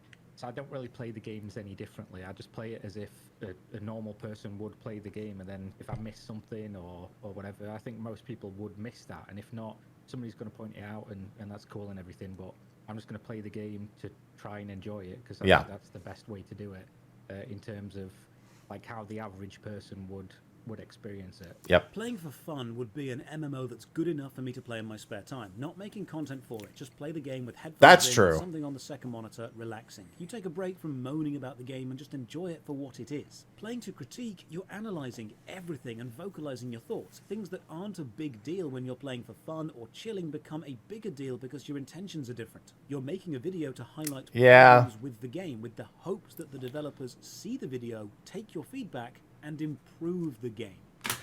See, I don't feel like when I make a video, I'm doing it with the intention of a developer seeing it. I'm doing it because it is relevant to me. It's something I want to do. I want to share that thought with people and get other people's input and thoughts. Maybe it does make the rounds. Maybe the developers do see it. I definitely don't go in with the expectation that the developers are going to see my video and use it as a form of well-constructed enough critique that it needs to be set as a priority over what other people are experiencing or saying. I'm definitely more in the route of you play as you would play the game, and that should dictate what your experience is. You preface your video and your content with how you intended to play, how you intended to enjoy it, and what that experience ended up being like. So that way people know, where you're coming from.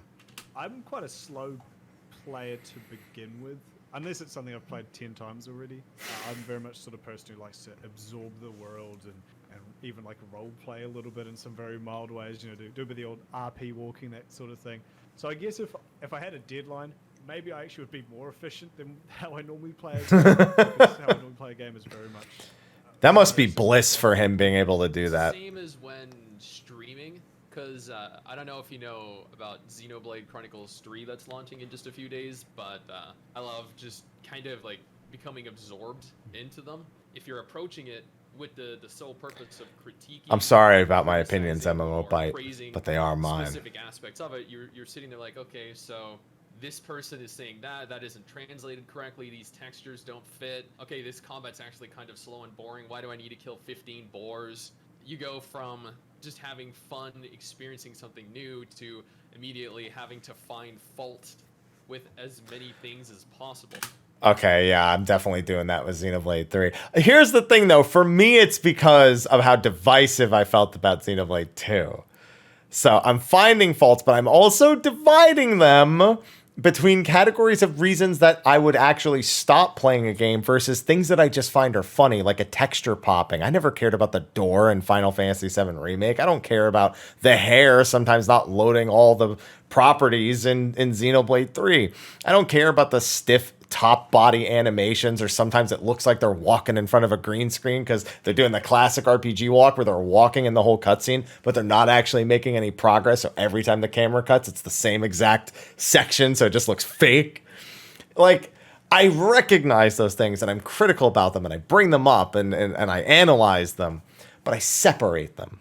Okay, versus things like the AI getting stuck against rocks, or tabbing over to another person to make them my party lead and noticing all their skills are off cooldown and they just weren't using them, or the tutorials being incredibly intrusive, which are things that can get in the way of the experience. So yes and no. I do find that we do look at things to be critical, but sometimes we're being critical in ways that are more pokey fun and less break down with the intention of breaking it all down. Depends on the person, though. And that is especially true when you realize that the majority of people that watch videos are purely because they want you to talk smack about everything that they don't like about the video game. The difference between when I became like a career critic and so on and so forth, and did QA work and QA testing, like it does kind of offer this different perspective where now fun for my individual sense and entitlement isn't the only thing that I'm searching for. So I find that it's a large part of like... What if you find it fun to analyze? Being able to divorce yourself from yourself and your personal enjoyment. I haven't heard any of that yet. And say, okay, well, how does the game I find it fun. function on kind of like a base level outside of myself? So like, and to your point, I actually think that that's fairly true for me as well, but in a different way, where because I have a lot of history testing games, that is, to your point, you mentioned like trying to break a boundary. I actually spend so much time in early MMO experiences just trying to bug the game out and glitch. I'm self-conscious about it. I love when people do that. I wouldn't do it, but I like seeing the aftermath. Like impressions on something, or when I'm forming my early thoughts for that reason, because I feel like people are so focused, and I know you probably experience this sometimes too, of telling me what to do. Oh, they'll do it religiously. They'll say, you need to go do this, and you need to go do that. And I'm like, okay, guys, like, I don't care. I already said, please, like, understand please. that I am weird, and I'm weird. Please, no. It's no. Hold on. I'll fix this for you, nerd. What you mean to say to those people is, guys, please shut the fuck up. Don't stop. It's so annoying. Oh, like, man. That's how I play and experience and do all the stuff that we're talking about. Be critical. You spent hours doing the minute little things that everyone else breezes over. I was making notes of the most minor things because that's what a review is. Some people might take certain things for granted, like a wiggle of an icon or a circle on a mini map, because the average player doesn't really notice those things. But as a reviewer, it's your responsibility to point those out, to make a statement on it, and explain exactly what it is. You don't get to play an MMO the same way as the average person gets to play an MMO, which sounds bizarre, right? Because you're creating a review for the average MMO player or someone who's... That's why I don't entirely agree with that assessment. When you're playing an MMO... Because the average person... completely different. It may not be relevant to them. It depends. 20 minutes if they play Different types of average people. But if you actually went and you critiqued every single experience within the tutorial zone of WoW, you would literally be there for 4.5 hours. I've done it. I know. For sure, yeah. It definitely is a different mindset. I would say, though, that I think with reviews, what you'll find is that it's actually a combination of both of these things. It's not like, oh, the only stuff that goes into the review is my hardcore analysis. I think the analysis is important. You know, as a reviewer, you want to say, okay, how does this actually work? Yeah. What is this system? How, there's a cool reference there. I love the attention to detail here. So you are going to be analytical because those are the things that can really, you can characterize a game. You can see the care and the love that the developers put into crafting this video game. So I think that analysis is super important. But I think in a review, you're also going to be talking about, yeah, I was playing the game and this happened and it was cool, right? Yeah. I was doing this with my friends and it was really fun and we really loved that. That was an amazing, memorable experience. So I think that there is a different mode when you go into analysis critique mode, but there's always going to be, in my opinion, that underlying component of I played the game and it was fun. Knowing that this is or it wasn't fun for a video.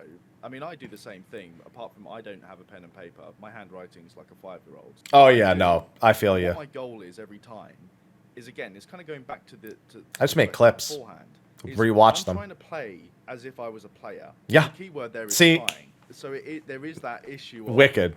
You've got to go check everything. Trying. You've got to see what the mechanics are. It's really important because if you don't check the mechanics out, you're just going to have like a very general experience and you don't have that much to review on. So of course you do have that push, but also at the same time, if I'm getting bored of something, if I find that this is tedious, I'm like, do you know what? Not going to do it. I can't even really do anything with this as well. I might even just mention that in the video if it's quite bad. But you do have in the back of your head, you need to check everything out. Compared to... Yeah, because something can be tedious and it's super not fun to you. And then you say that, and then you get the people who know how to optimize it. They come in and they're just like, well, it's because you were doing it this way. You should have done some research, blah, blah, blah. But the organic experience didn't get me there. So you're playing when you've just downloaded a game and you just want to play it for fun, you might not check everything out. My wife makes fun of me because our most successful streams, some of my most successful videos have all been when I'm doing something that would, by a typical gameplay experience, not be considered playing the game. I clicked on a sign in Final Fantasy XIV for 78 hours. We did it every Monday. We just clicked on a sign. To buy a house. Oh. And we did that. It was a total of 78 hours, and then there's a rare chance you get a house, and I got the house. And then that ended. And Brian asked me, I mean, these streams were literally 100 times more successful than anything else we'd done at the time. And Brian I would like to say this kind of stuff always does well with MMOs. Need I point out, I always forget the content creator's name. Egg eating Final Fantasy 14. Yeah, 7 days. Yeah, O'Donovan challenged himself to eat a full inventory of boiled eggs on his Twitch channel, Rubber Ninja. Yeah, he ate eggs in game. You can make a macro that does it automatically. You can spam the clicking of it, but he did it. He did it. And that is one of the major events, 147,000 eggs, that got reported on by Screen Rant, by Heavy, by Polygon, by MSN, by PC Gamer, by The Gamer, by Kotaku. That got picked up as a major topic because it was so monotonous and ridiculous and excessive that it was brilliant. And so that kind of stuff just does well, like he's talking about with the house buying. He goes, what's the worst thing that could happen on streaming right now? You know, like, does your microphone go bad? And I said, honestly, the worst thing that could happen is I get the house. Like, the content is the not content. Like, I'm one. Yes, like, yes. Okay, there's this insane phenomenon when it comes to all games, but with MMOs in particular, it's especially noticeable. It is always better for your content if you make content on non-content before making content on content. Great example, when you're live streaming an MMO, be live 3 hours, 4 hours, 6 hours before the update even goes live. Sit there with all of the people waiting very impatiently for the servers to go live, for maybe the chance it'll be up early or something. They will sit there and consume, and everything will blow up in a way that doesn't make any sense. And as soon as the game goes live, your chat dies. But you optimized on that time where you had everyone's attention. With YouTube, build up to the start. Make content and release content during downtimes. If the game is offline for 24 hours, pump out at least one video. Get a video ready for that time. And it's insane how making use of non-content, if he gets the house, the content ends. So he doesn't want to get the house, but obviously he's doing it to get the house. But if he doesn't get the house, that's content. It is what it is. Thing that can happen is I get what I want. So we did a spreadsheet stream like 2 weeks ago, and I just did spreadsheets. If you are sitting down to do something for work, even if it is work that you enjoy, you're going to have a little bit of a different mindset than when you sit down just to chill out and just to get the feel of things, get the vibe of things. You know, that's different. But maybe a little bit of both is good to do, you know, because obviously you need the analytical method. Like you said, checking every NPC and checking every little shop and all of that, checking every item. This helps you see what many players may have seen already, but you also need to have your own unique perspective. Like your own natural and unique perspective. Yeah, see? That is the I'm of one mind with the people who are all about the natural experience. It's like the difference between analyzing all of the ingredients that go into a meal and being a judge on Top Chef or something, and like thinking about the plating and the presentation and all that, and this difference between that and like sitting down at your friend's house to enjoy food that they cooked for you, right? Like, these are two completely different. Gordon Ramsay's just like, it's shit. It might be good to Look at the fingerprint on the plate. So why aren't there more MMO content creators? It's because it's an extremely niche section of the gaming world with a low audience cap, which not that many people have a deep passion about making content for. And critical opinions the creators need to have often put those creators at extreme risk of backlash from dangerously enfranchised fans. General MMO channels can cover more games and rely more on the... One thing he does not talk about, so dangerously enfranchised, I want to expand on that a little bit, because it is not just the hardcore, min-max, like super informed people that can become enfranchised fans. There's a term we use a lot in the Final Fantasy XIV community that I'm sure gets used elsewhere in the form of a toxic casual, or somebody being a toxic casual or casual toxicity, where it's a player that does not actually involve themselves in a lot of the nitty gritty, but is hypercritical of people or features they don't fully understand or talk about. So a great example would be someone who doesn't raid in a game being critical of a raid and its design and its aspects, and then being critical of a creator for making content about that, for even getting involved in that. Like, I don't even understand why you bother raiding. It's such a dumb thing for absolute MMO meatheads and stuff. It's like, what the heck? And then you'll find out that person spends all of their time sitting around in like the main city, just like spamming emotes on other people. And it's like, but you aren't informed at all about this actual thing, and yet you're trying to act informed about it. So the thing that they bring up in this video, where you can be kind of too general and get criticized for being too nitty gritty, it can happen the other way around, where you're too specialized and the casual player can't connect with you at all. But that happens from the actual players and not just from people who are viewing your content on YouTube, or not just people who don't feel like you're really reaching their exact demographic. They're being critical of you being critical of a thing that they don't really fully understand nor want to know everything about. So there's another weird disconnect there with the enfranchised fan part, because it doesn't have to be a hardcore player player. It just has to be somebody who has that sort of deep emotional connection that Josh brought up earlier, that unhealthy connection where the game almost replaces their real life emotions and feelings and everything. And it just creates that kind of person regardless. It's really, really unfortunate. Personality of the content creator at the cost of missing the finer details of the games themselves. But specialized channels risk linking their channel's success and the creator's success to that chosen game's lifespan. It takes an extreme amount of time to play any single game to the point where making content on it is viable to the end game players, and when you do make the content, you know it's got a predestined shelf life. So you're encouraged to make easier, more vapid content because it simply makes more sense considering time invested versus views gained when you know the videos go obsolete so quickly. But that easy content is at odds with the design nature of MMOs to change the gameplay experience from patch to patch, from opening to ending, meaning you now need to make the choice between artistically fulfilling deep content destined to die or cheap, easy content destined to become useless. And you'll be doing all this while playing a very deep, demanding, time-intensive game in a draining analytical Makes it way, sound so taking notes depressing. as you do, and then trying to make your experience So depressing. when the majority of your experience was probably quite repetitive. So what makes a good review? Well, it depends. Do you want a general overview with a detached, objective look at the opening of the game and then the mid-game? Or do you want a long-time specialist to look at the end game? Because both Or both. reviews are completely valid, Yep. and both are extremely different. The takeaway seems to be that we as content creators and you as audience members need to have realistic expectations of the other, who the specific video is aimed at, and to be honest about the level of depth you can expect from our content, given the balance we need to find between quality and quantity. If you don't put out quality videos, people won't like your channel, and if you don't put out quantity, you won't make a living on YouTube. If you've watched this whole video and you're still thinking that you want to make MMORPG content, then Go ahead. we want you to. This video wasn't designed to scare you away. I'm bothered. He's holding the mug with his other hand. And this upsets me.